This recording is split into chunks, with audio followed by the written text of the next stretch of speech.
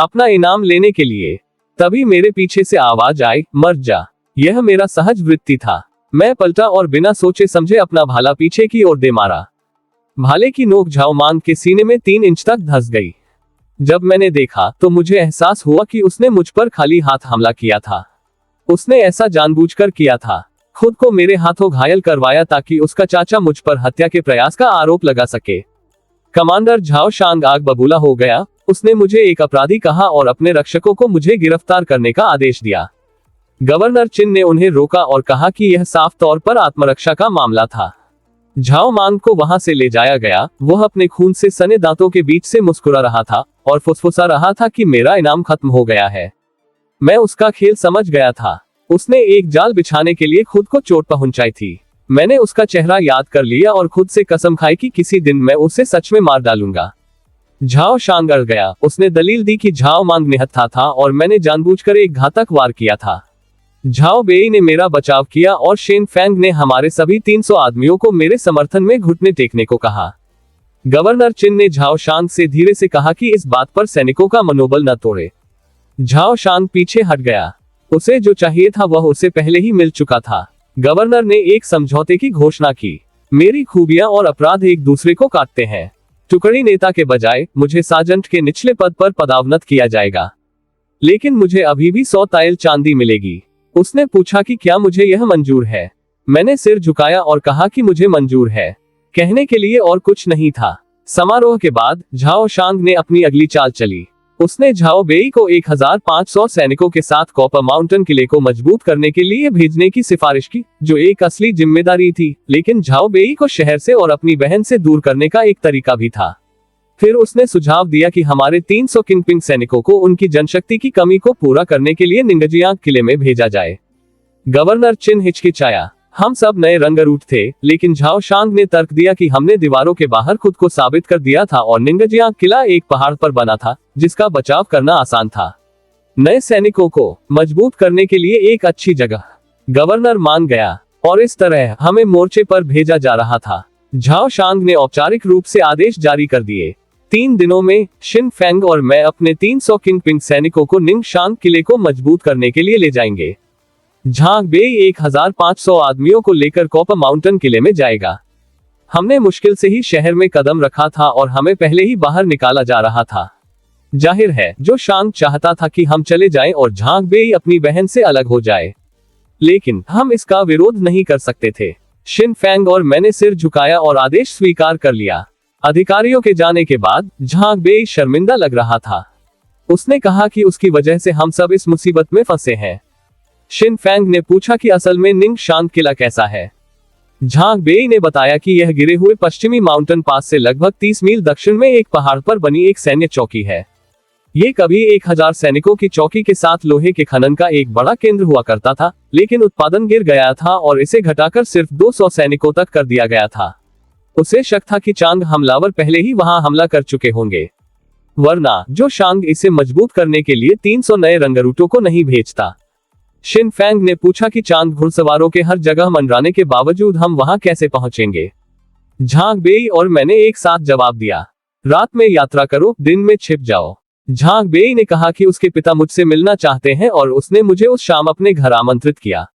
मैं मान गया। उसके जाने के बाद एर गू ने शिकायत की कि हमें मेरे स्क्वाड लीडर पद के लिए और जोर से हम यहाँ कोई नहीं है।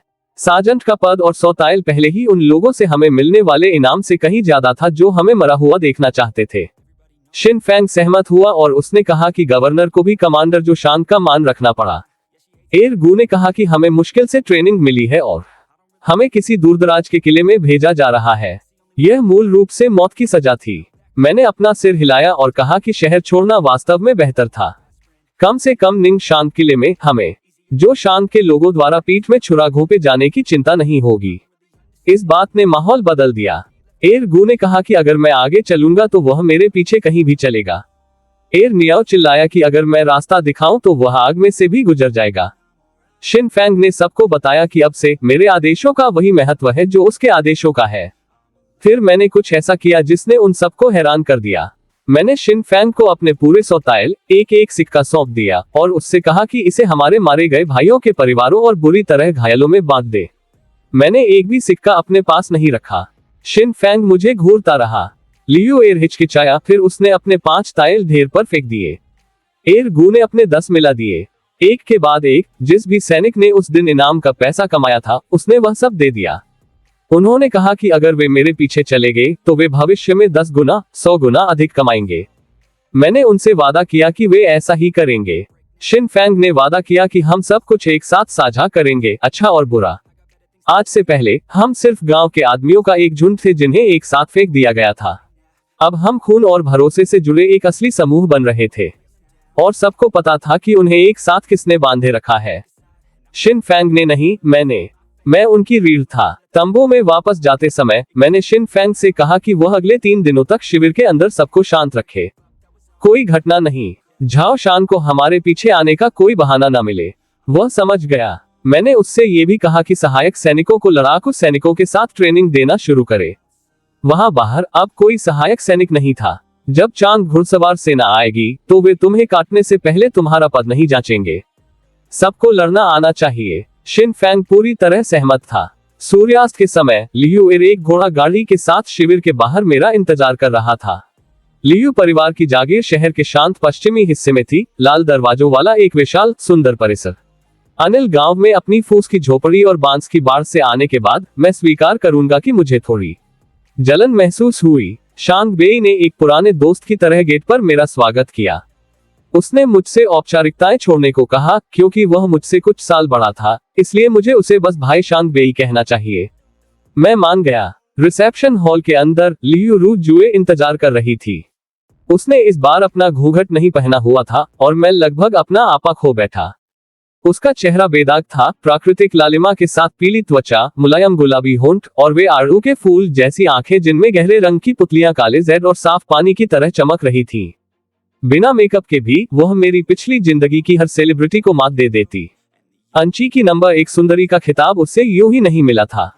उसने मुझे एक कुर्सी दी और कहा कि उसके पिता को चलने में दिक्कत होती है, लेकिन वे जल्द ही आ जाएंगे। मैंने उससे कहा कि मैं खड़े रहना ही पसंद करूंगा। मैं तो बस एक साधारण आदमी था जो युवा मालिक कहलाने के लायक नहीं था। तभी आंगन से एक गहरी, जोरदार हंसी गूंजी। गहरे रंग के कपड़े पहने एक ताकतवर दिखने वाला अधेड़ उम्र का आदमी छड़ी के सहारे लंगड़ाता हुआ अंदर आया। उसका दाहिना पैर स्पष्ट रूप से अपाहिज था। तेज बाघ जैसी आंखें, एक सख्त जबड़ा। ये परिवार का मुखिया लू चेंगशान था, एक पूर्व योद्धा, इसमें कोई शक नहीं। उसने मुझे अपने दोनों बच्चों को बचाने के लिए धन्यवाद दिया और मेरे विनम्र विरोध को नजरअंदाज कर दिया। फिर वह सीधे काम की बात पर आ गया और नौकरों को अपने उपहार लाने के लिए बुलाया। घर के 2 हटे कट्टे रक्षक 10 फीट से लंबा एक काला लोहे का भाला लेकर आए। उनके पीछे 2 और आए। एक के हाथ में एक चिकना गहरा हरा लंबा धनुष था और दूसरे के हाथ में दर्जनों तीरों से भरा एक चमड़े का तरकश था। मैं घूरता रह गया। ये कोई मामूली हथियार नहीं थे। भाले को काले लोहे का गदा भाला कहा जाता था। ये कभी लू चेंगशान के पिता का था। इसका वजन 100 पाउंड से अधिक था। कोई भी आम इंसान इसे ठीक से उठा भी नहीं सकता था, इससे लड़ना तो दूर की बात है। केवल 5वें दर्जे का मार्शल आर्टिस्ट ही इसकी असली ताकत का इस्तेमाल कर सकता था। ये लू परिवार के घर में 30 सालों से धूल फांक रहा था। धनुष को हरा मछली धनुष कहा जाता था। पूरा खींचने पर यह 800 कदम दूर लक्ष्य को मार सकता था। ये भी उसके पिता का हथियार था। मैंने मना करने की कोशिश की, कहा कि उपहार बहुत मूल्यवान थे। झांग बेई ने जोर देकर कहा कि उसके पिता उन्हें केवल कृतज्ञता के कारण नहीं दे रहे थे। उसने मेरी कुदरती ताकत के बारे में सुना था और उसका मानना था कि मैं ही एकमात्र ऐसा व्यक्ति हूं जो वास्तव में इन हथियारों का इस्तेमाल कर सकता है। रू शिवा ने भी बीच में बोलते हुए कहा कि उसके पिता चाहते थे कि मैं उनसे दुश्मनों को मारूं। मैंने स्वीकार कर लिया। ये हथियार अमूल्य थे, हर एक खजाने के बराबर था। लियू परिवार मुझ पर निवेश कर रहा था, मेरे भविष्य पर दांव लगा रहा था। उन्होंने देखा था कि मैं ट्रेनिंग के मैदान में क्या कर सकता हूं और वे एक सहयोगी चाहते थे। मैं इस लेनदेन को पूरी तरह समझ गया था। वे मुझे हथियार और संपर्क देंगे और मैं भविष्य में वफादारी और नतीजों के साथ उनका कर्ज चुकाऊंगा। अंत में लोग केवल ताकत में ही निवेश करते हैं। मैंने लियू चेंगशान से वादा किया कि मैं किसी दिन उन्हें 100 गुना वापस करूंगा। वह मुस्कुराया और कहा कि उसका परिवार इंतजार करेगा। हम खाने के लिए बैठ गए। शराब खुलकर बह रही थी। हम चारों देर रात तक हंसते और बातें करते रहे। अंत तक मैं मेज पर औंधे मुंह पड़ा था, पूरी तरह से नशे में। झोंक बेई ने नौकरों से मुझे गेस्ट रूम में ले जाने को कहा। रू शिवा समझदार लड़की की तरह पहले ही अपने कमरे में चली गई थी। अगली सुबह लियो एस्टेट में झोंक बेई ने मुझे दिखाया कि कैसे ब्लैक आयरन लांस 2 टुकड़ों में बंट जाता है। पिछला हिस्सा खुल जाता है और मेरी पीठ पर तरकश में फिट हो जाता है, जिससे मुख्य शाफ्ट लगभग 6 फीट का रह जाता है। पूरा हथियार 9 फीट से ज्यादा लंबा है, एकदम काला, जिसमें 60 सेमी लंबा 8 तरफा भाले का सिरा है जो स्केल आर्मर और चेन मेल को भी छेद सकता है। जब मैंने इसे पकड़ा तो मुझे उसी पल इससे प्यार हो गया। मैं एक हाथ में भाला, अपनी पीठ पर ग्रीन फिश बो और चमड़े के तरकश में 30 तीर लेकर वापस शिविर की ओर गया। मेरे पहुंचते ही लड़कों ने मुझे घेर लिया। आप उस भाले को घूर रहे थे। एर्गो ने इसे तुरंत पहचान लिया और तुम्हें न जानने के लिए एक गांव का गवार कहा कि भाले का साथी क्या होता है। शिन फैंग आया और बोला कि लियू परिवार के यहाँ जाना सच में मेरे काम आया। नाश्ते के बाद मैंने शिन फैंग को किनारे खींचा। मैंने उससे कहा कि हमें जाने से पहले और ज्यादा हथियारों की मांग करनी चाहिए, फालतू भाले, तीर कमान, बड़ी ढालें और घोड़ा गाड़ियां। वह मान गया और बोला कि वह वैसे भी डिप्टी कमांडर से मिलने की सोच रहा था। अगर वे चाहते हैं कि हम निंगशान किले में जाकर मरें तो कम से कम हमें हथियार तो ठीक से दें। वह उसी शाम एक कान से दूसरे कान तक मुस्कुराता हुआ वापस आया। उसके पीछे 1 दर्जन से ज्यादा गाड़ियां थीं, 100 तीर कमान के सेट, हर एक में 30 तीर, 200 भाले, 100 आदमियों की ऊंचाई जितनी ढालें और खुद वो गाड़ियां। उसे सब कुछ मिल गया था। मैदान पर मौजूद बाकी सैनिकों ने हमें सामान लादते हुए देखा और सिर हिलाया। उन्हें हम पर तरस आ रहा था। निंगशान किला चांद के कब्जे वाले इलाके से 100 मील दूर था। सब कह रहे थे कि हम तो बस जिंदा लाशें हैं, 300 मुश्किल से ट्रेनिंग पाए हुए रंगरू जो वीराने में जा रहे हैं। 3 दिन बाद दक्षिणी दरवाजा अंधेरे में खुला। शिन फैंग और मैं चुपचाप अपने 300 आदमियों को अंची शहर से बाहर ले गए। सड़क पर सिर्फ गाड़ियों के पहियों के चरमराने की आवाज आ रही थी। हम पूरी रात मुख्य सड़क पर चलते रहे। सुबह होते होते हम जंगल के किनारे बसे एक गांव में पहुंचे। मैंने यूएर और गावा को आगे जाकर देखने के लिए भेजा। वे आधे घंटे बाद वापस आए। उनके चेहरे पीले पड़े थे। गांव खाली था, कुछ नहीं बचा था सिवाय दर्जनों सड़ती हुई लाशों के। औरतें, बूढ़े लोग, यहाँ तक कि 3 साल के बच्चे भी, सब मारे गए थे। यूएर गुस्से से कांप रहा था। मैंने शिन फैंग से कहा कि हम गांव में नहीं जाएंगे। सबने पेड़ों के बीच सूखा खाना खाया, घोड़ों के मुंह बांधे, गाड़ियों को शाखाओं के नीचे छिपाया और आराम किया। मैंने आदमियों को 4 निगरानी समूहों में बांट दिया। एर्गू, यूएर, गावा और एर्नियू के नेतृत्व में हर समूह 90 मिनट की शिफ्ट लेगा। मैंने जो भी आदेश दिया, शिन फैंग ने बिना किसी बहस के उस पर सिर हिलाया। कागजों पर वह इंचार्ज था, लेकिन असल में वो और बाकी सब मेरी बात मान रहे थे। उसे इस बात से कोई परेशानी नहीं थी। जब तक हम निंगशान किले तक जिंदा पहुंचते हैं, उसे मेरे नेतृत्व करने से कोई ऐतराज नहीं था। हम रात होने का इंतजार करेंगे, फिर आगे बढ़ेंगे। रात में सफर करने और दिन में छिपने के 5 दिनों के सफर के बाद आखिरकार हम निंगशान किले तक पहुंच ही गए। ऊपर जाने वाला पहाड़ी रास्ता संकरा और खड़ी चढ़ाई वाला था, जहां टूटे हुए हथियार और सूखा हुआ खून बिखरा था। यह साफ इशारा था कि चांग ने पहले भी इस जगह पर हमला करने की कोशिश की थी और इसकी भारी कीमत चुकाई थी। जब दीवार पर पहरा दे रहे संतरी ने हमें देखा तो वह घबरा गया और चिल्लाने लगा कि दुश्मन आ रहे हैं। वीमिंग नाम का एक बड़ा सांवला आदमी बैरक से गालियां बकता हुआ बाहर आया। उसके हाथ में एक भारी रिंग पोमिल सेबर था। उसके पीछे ली जुन नाम का एक युवा अधिकारी था और फिर एक महिला टुकड़ी नेता बाई यू शुआंग, जिसके आधे चेहरे पर एक बैंगनी रंग का जन्मचिन्ह था, जो लंबी महिला सैनिकों के एक समूह का नेतृत्व कर रही थी। पूरा किला कुछ ही मिनटों में युद्ध की स्थिति में आ गया। फिर संतरी को एहसास हुआ कि हमने महान शिन सेना की लाल वर्दी पहनी हुई है, कि यहाँ कबीले के कपड़े नहीं। वी मिंग ने झूठे अलार्म के लिए संतरी को पीछे लात मारी। शिन फैंग और मैं पत्थर के दरवाजे की ओर आगे बढ़े। उसने हमारी पहचान चिल्लाकर बताई। किंगपिंग काउंटी, नानान जिला, गवर्नर चिन और कमांडर झाओ द्वारा किले को मजबूत करने के लिए भेजा गया। ली जुन हमारे कागजात और शिन फैंग का सैन्य बिल्ला चेक करने के लिए 4 सैनिकों के साथ नीचे आया। सब कुछ सही था। वी मिंग ने खुद गवर्नर की लिखावट और मुहर की जांच की, फिर दरवाजे खोलने का आदेश दिया। वह हंसता हुआ नीचे आया, हैरान था कि कुमुक के लिए लिखे गए उसके अनगिनत पत्रों ने आखिरकार काम कर दिया। उसने अपना परिचय किले के कमांडर, सैन्य दूत वी मिंग के रूप में दिया। उसने हमसे औपचारिकताएं छोड़ने और बस उसे बॉस वी कहने को कहा। यह किला मेरी उम्मीद से कहीं ज्यादा बड़ा था, जिसे सीधे पहाड़ के अंदर बनाया गया था और हर तरफ बैरक थे। संकरे रास्ते का मतलब था कि हमलावर एक साथ कई सैनिकों को नहीं ला सकते थे। इस तरह के किले पर कब्जा करने के लिए या तो लाशों के ढेर लगाने पड़ते या फिर रक्षकों को भूखा मारना पड़ता। बाई यू शुआंग ने बिना एक शब्द कहे हम 300 लोगों के रहने का इंतजाम कर दिया। उसके चेहरे के भाव पूरे समय एकदम ठंडे थे। वी मिंग ने हमसे इसे दिल पर न लेने को कहा। वह बस ऐसी ही थी। वह शिन फैंग और मुझे पहाड़ के तल के पास अधिकारियों के कमरों की एक कतार में ले गई। सिंगल रूम, हर टुकड़ी नेता के लिए एक। मैंने बताया कि मैं सिर्फ एक सार्जेंट हूँ, टुकड़ी नेता नहीं, इसलिए तकनीकी रूप से मैं इसके लायक नहीं हूँ। शिन फैंग बीच में बोल पड़ा और बाई यू शुआंग को पूरी कहानी सुनाई कि कैसे मैंने अंची की दीवारों के बाहर अकेले ही एक चांग सूबेदार और 13 घुड़सवारों को मार गिराया था। सैन्य कानून के हिसाब से इसके लिए मुझे कम से कम टुकड़ी नेता का पद मिलना चाहिए था। लेकिन यू शुआंग की ठंडी नजरों ने मुझे ध्यान से देखा।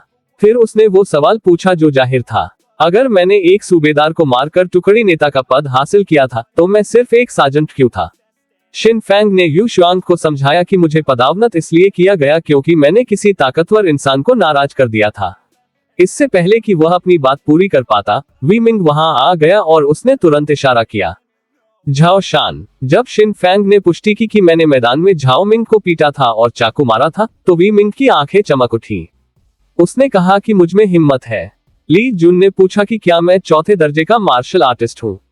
मैंने अपना सिर हिलाया और अपना हमेशा वाला बहाना दिया, पहाड़ों में सालों तक शिकार करने की वजह से कुदरती तौर पर मजबूत और तेज सजगता। वी मिंग ने कोई हिचकिचाहट नहीं दिखाई। उसने कहा कि अगर झाओ शान मुझे टुकड़ी नेता का पद नहीं देगा तो वह देगा। उसने मुझे निंग शान किले का चौथा टुकड़ी नेता बना दिया। उसने मुझसे कहा कि यहाँ सिर्फ काबिलियत मायने रखती है। अगर मैंने खुद को काफी काबिल साबित किया तो वह अपनी खुद की स्थिति भी मुझे सौंप देगा। साफ था कि वी मिंग की खुद भी झाओ शान से कोई दुश्मनी थी। लियांग प्रांत की राजधानी के बाहर सालों पहले उस आदमी की जान बचाने के बारे में कुछ, जिसके बदले में उसे सिर्फ धोखा मिला। लेकिन यू शुआंग ने अपनी ठंडी आवाज में बात काटी और सबको याद दिलाया कि किले में राशन कम पड़ रहा है। हम कमांड हॉल में गए। ये वास्तव में गेट के सामने एक बड़ी सी लकड़ी की झोपड़ी थी। उसने स्थिति को स्पष्ट रूप से सामने रखा। हमारे आने से पहले किले में 307 सैनिक थे, अनाज की 100 बोरियों से भी कम। हमारे 300 जुड़ने के साथ अब 600 से ज्यादा लोगों को खाना खिलाना था। सिर्फ आधे महीने के लिए ही पर्याप्त खाना था और मेरे आदमियों की तरह मौजूदा गैरिसन का 80% हिस्सा नए रंगरूटों का था। मैंने बताया कि पहाड़ पर आते समय मैंने नीचे खेतों में बिना कटी हुई फसल और मक्का देखा था। वी मिंग ने अपना सिर हिलाया। लगभग 15 मील दूर एक गांव में 300 कियांग घुड़सवार तैनात थे जो किले पर नजर रखे हुए थे। हर बार जब कोई खाना लेने नीचे जाता तो घुड़सवार हमला कर देते। मैंने पूछा कि क्या वे सिर्फ 300 घुड़सवार थे। ली जुन ने मजाक उड़ाते हुए कहा कि 300 कियांग घुड़सवार हमारे 3000 आदमियों के बराबर थे। हर एक 10 के बराबर लड़ता था। वह सही था कि हम सीधे मुकाबले में नहीं जीत सकते थे, इसलिए मैंने इसके बजाय रात में हमला करने का प्रस्ताव रखा। ली जुन ने इसे एक कोरी कल्पना कहकर खारिज कर दिया। वी मिंग सहमत था कि यह योजना जोखिम भरी थी क्योंकि हमारे ज्यादातर सैनिक नए थे। वे पहले ही 1000 घुड़सवारों के हमले में अपनी आधी गैरिसन और 2 टुकड़ी नेताओं को खो चुके थे। अगर कियांग सच में पूरी ताकत लगा दे तो किला गिर जाएगा। मैंने इस विषय को छोड़ दिया और कहा कि मैं समझ गया। लेकिन मैंने वी मिंग से एक गाइड के लिए पूछा ताकि मैं कल पहाड़ से नीचे जा सकूं और खुद इलाके का मुआयना कर सकूं। उसने अपना घुटना थपथपाया और बाई यू शुआंग का नाम सुझाया। उसने कहा कि वह उस इलाके के हर गांव को जानती है। वह बिना किसी भाव के मान गई। शिन फैंग और मेरे जाने के बाद मुझे बाद में पता चला कि वी मिंग ने अपने दोनों अधिकारियों से पूछा कि वे मेरे बारे में क्या सोचते हैं। ली जुन ने कहा कि मैं बहादुर तो हूं लेकिन लापरवाह हूं, मुझमें नेतृत्व करने वाले गुण नहीं है। बाई यू शुआंग रुकी और बोली, बहादुर, सावधान और मोटी चमड़ी वाला।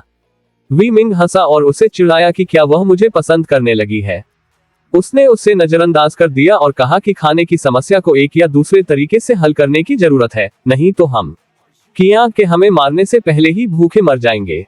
अगली सुबह गेट पर वी मिंग ने मेरे हाथ में काला लोहे का भाला और मेरी पीठ पर हरा मछली धनुष देखा।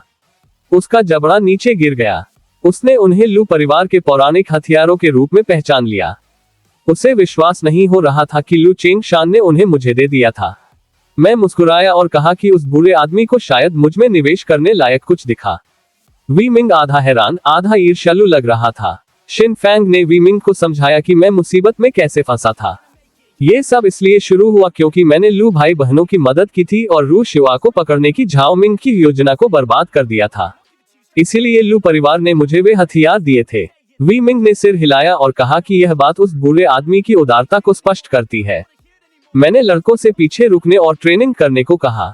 मुआयना करना एक छोटी टीम का काम था। बहुत सारे लोग होने पर हम पकड़े जाते। बाई यू शुआंग ने कुछ नहीं कहा, बस अपने घोड़े को पकड़ा और गेट से बाहर निकल गई। मैंने उसका पीछा किया। हम लगभग 3 मील तक एक जंगल के किनारे तक गए जहां सिली परिवार के गांव का नजारा दिखता था, जहां 300 चांद घुड़सवारों ने डेरा डाला हुआ था। गांव के आसपास का इलाका समतल और खुला था, जो घुड़सवार सेना के लिए बिल्कुल सही था, लेकिन पैदल सेना के हमले के लिए बहुत ही भयानक। यू शुआंग ने तुरंत यह बात बताई और आमने सामने के हमले की योजना पर पानी फेर दिया, लेकिन वह इस विचार के पूरी तरह खिलाफ नहीं थी। उसने मुझे बताया कि चांग सैनिक हर शाम बहुत शराब पीते थे और फिर रात अपने तंबू में पकड़ी गई औरतों के साथ बिताते थे। रात का सबसे गहरा पहर, सुबह 1 बजे या 2 बजे के आसपास, अचानक हमला करने के लिए सबसे अच्छा समय होगा। मुख्य बात बिना पकड़े गए अंदर घुसना था और छिपकर पहुंचने का एकमात्र रास्ता खुद गांव से होकर था। मैंने पूछा कि क्या वह इस योजना का समर्थन करती है। उसने साफ शब्दों में कहा, मैं भूखे मरना नहीं चाहती।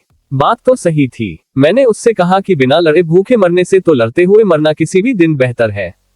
हमने अपने घोड़ों को पेड़ों से बांध दिया और अंधेरा होने का इंतजार करने लगे। जैसे ही रात हुई, मुझे पास के मक्के के खेत में सरसराहट सुनाई दी। मैंने अपना भाला कसकर पकड़ा और आगे की तरफ रेंगने लगा। यू शुआंग मेरे बगल में आ गई, मेरे पास आए और शांत रहने को कहा, शायद स्थानीय गांव वाले हो। वह सही थी। मक्के के खेत से लगभग 15 आकृतियां बाहर निकली। सभी बच्चे थे, जिनका नेतृत्व एक तेज आंखों वाला लड़का कर रहा था।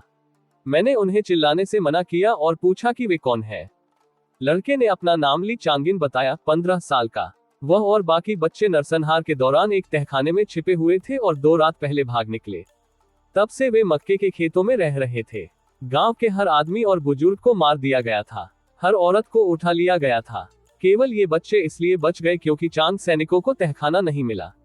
मैंने पूछा कि क्या मक्के का खेत सीधा गांव तक जाता है। उसने कहा, हाँ, सीधे गांव के पीछे एक छोटे नदी के पुल तक।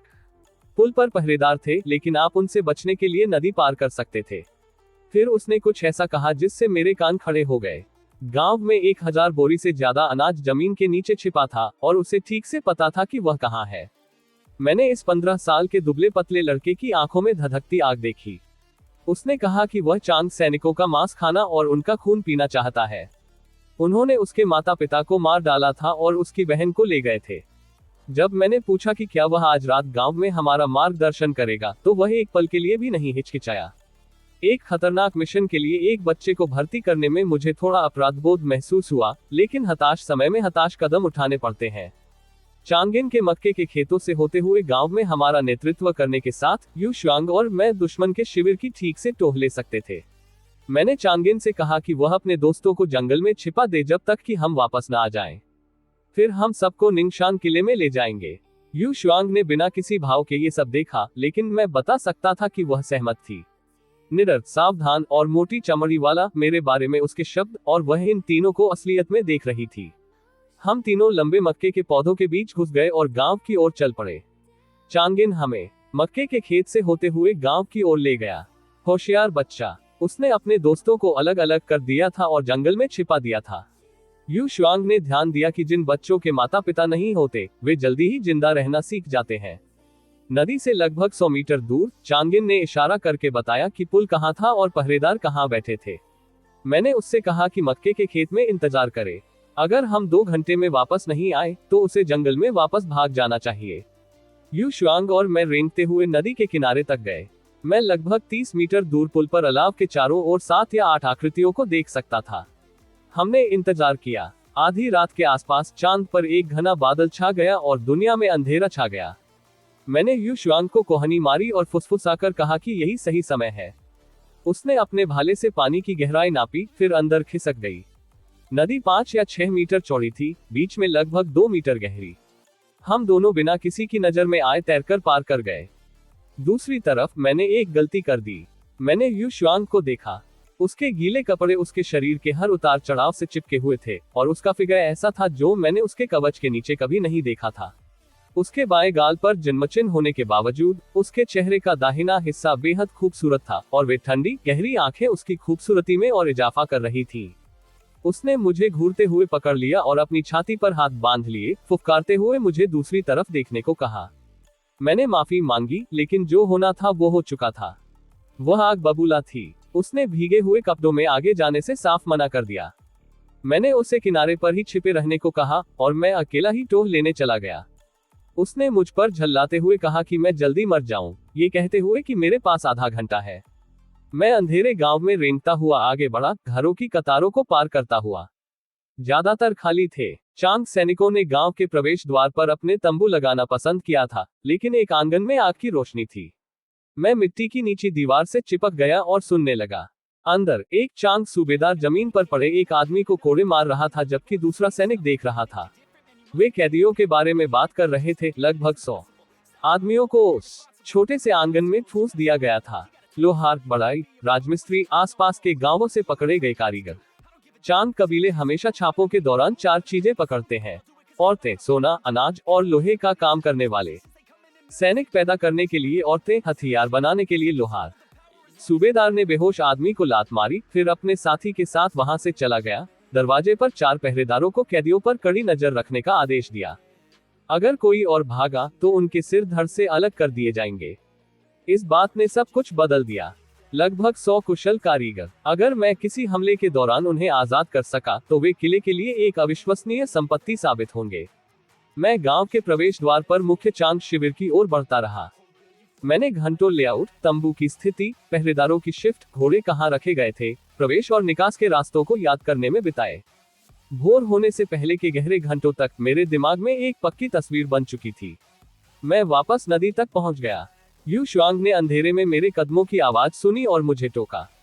मैंने उसे बताया कि मुझे कुछ महत्वपूर्ण मिला है, लेकिन पहले हमें फिर से नदी पार करनी होगी। वह कराह उठी। उसने अभी अभी अपने कपड़े निचोड़े थे, लेकिन वह बिना एक शब्द कहे मेरे पीछे ठंडे पानी में वापस आ गई। हमने फिर से नदी पार की। यू शुआंग दूसरी बार भीगने से खुश नहीं थी। मैंने उसे बताया कि मुझे क्या क्या महत्वपूर्ण चीजें मिली हैं। चांग शिविर की सुरक्षा बहुत ढीली थी। उनके तंबू के चारों ओर कोई बाड़ नहीं थी और गांव के एक आंगन में लगभग 100 पकड़े गए कारीगर थे, जिनमें ज्यादातर लोहार थे। गीले कपड़ों में जब भी मैं उसकी तरफ देखता, वो मुझे पकड़ लेती। मैं ये नाटक नहीं करूंगा कि मैं नहीं देख रहा था। चांगेन अभी भी मक्के के खेत में हमारा इंतजार कर रहा था। अच्छा बच्चा, मैंने पूछा कि क्या आसपास कहीं ऐसी जगह है जहां हम बिना पकड़े गए आग जला सके। उसने बताया कि जंगल के अंदर एक छिपी हुई झोपड़ी है। उसने सभी बच्चों को इकट्ठा किया और हमें वहां ले गया। मैंने चांगेन से कहा कि हमारे घोड़ों का सूखा राशन ले ले। बच्चों को हमसे ज्यादा खाने की जरूरत थी। वह ऐसा लग रहा था जैसे वह कृतज्ञता से रो पड़ेगा। मैंने उससे वादा किया कि निंगशान किले में वापस पहुंचने के बाद उसे पेट भर खाना मिलेगा। झोपड़ी के अंदर हमने खुद को सुखाने के लिए आग जलाई। तभी मैंने कुछ ऐसा देखा जिसने मुझे सन्न कर दिया। आग की रोशनी यू शुआंग के चेहरे पर पड़ी और वह बैंगनी जन्मचिन्ह गायब हो गया था। पूरी तरह से गायब। उसके नीचे मैंने अब तक जितने भी खूबसूरत चेहरे देखे थे, उनमें से एक था। एकदम तराशे हुए नैन नक्श, बेदाग त्वचा, मेरी 5 पत्नियों की तुलना में भी बेहद आश्चर्यजनक। मेरे मुंह से निकल गया कि उसका चेहरा बहुत खूबसूरत है। वह घबरा गई। उसने अपने गाल को हाथ से ढक लिया, फिर अपना चांदी का भाला उठाया और उसकी नोक मेरे गले पर लगा दी। मैंने पूछा कि मैंने क्या गलत किया है। उसने मुझे कोसा, कहा कि यह मेरी गलती है कि उसे 2 बार नदी के पानी में डुबकी लगानी पड़ी, जिससे उसके शरीर की ची ऊर्जा बाधित हो गई और उसके नकली जन्मचिन्ह को बनाए रखने वाली दवा का असर खत्म हो गया। तो वह जन्मचिन्ह हमेशा से एक भेष था। सेना में सेवा करने वाली इतनी खूबसूरत महिला अनगिनत मुसीबतों को न्योता देती, इसलिए वह किसी हर्बल जड़ी बूटी के टोटके से अपना असली चेहरा छिपा रही थी। उसने मुझे जान से मारने की धमकी दी अगर मैंने कभी किसी को ये बात बताई। मैंने 3 उंगलियां उठाई और स्वर्ग और पृथ्वी की कसम खाई, ये राज हम दोनों के बीच ही रहेगा।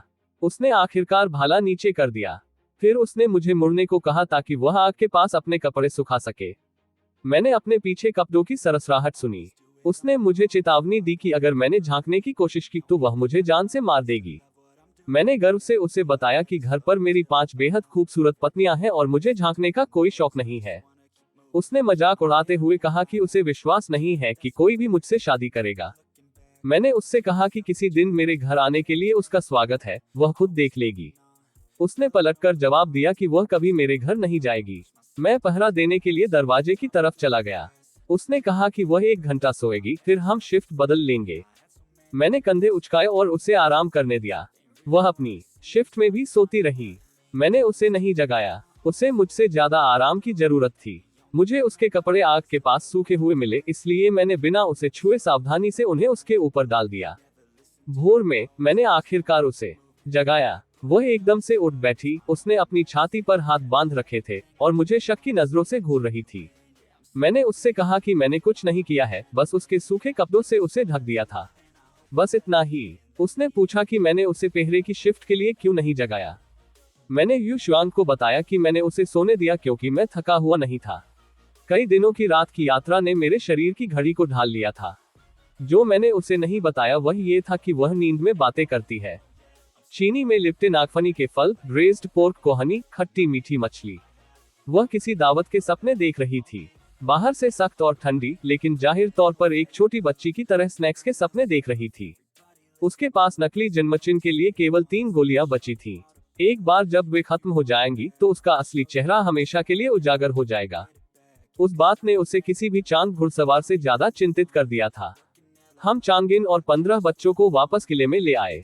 मैंने यू शुआंग से उन्हें खाना खिलाने और सोने की जगह देने को कहा। फिर मैं सीधा कमांड हॉल की ओर गया। हर कोई इंतजार कर रहा था। मैंने जो कुछ भी पता लगाया था वह सब बता दिया। चांग शिविर की सुरक्षा ढीली थी। उनके तंबू के चारों ओर कोई बाड़ या किलेबंदी नहीं थी। पहरेदार हर रात शराब पीते थे और गांव में लगभग 100 पकड़े गए लोहार और कारीगर एक आंगन में बंद थे। सबसे बड़ी बात, चांगिन ने बताया था कि जमीन के नीचे 1000 बोरी से ज्यादा अनाज छिपा हुआ था। ली जुन ने अपना सिर हिलाया और कहा कि यह बहुत जोखिम भरा है। चांग वैसे भी अंततः चले जाएंगे और कारीगर इतना बड़ा जोखिम उठाने लायक नहीं थे। लेकिन जब वी मिंग ने यू शुआंग से पूछा तो उसने मेरी आंखों में देखा और कहा, मैं कमांडर वांग से सहमत हूँ। लड़ो। शिन फैंग ने मेज पर हाथ पटका और कहा कि वह भी साथ है। वी मिंग मुस्कुराया। 4 के मुकाबले 1। ली जुन ने आह भरी और बहुमत के फैसले को स्वीकार कर लिया। योजना के लिए सबने मेरी तरफ देखा। जब से मैंने उस गांव को छोड़ा था तब से मैं इसी योजना पर काम कर रहा था। यू शुआंग और मेरे नेतृत्व में 300 भालाधारी सैनिक मक्के के खेत और नदी के रास्ते छिपकर रात के समय गांव फिर पीछे से शिविर पर हमला करेंगे।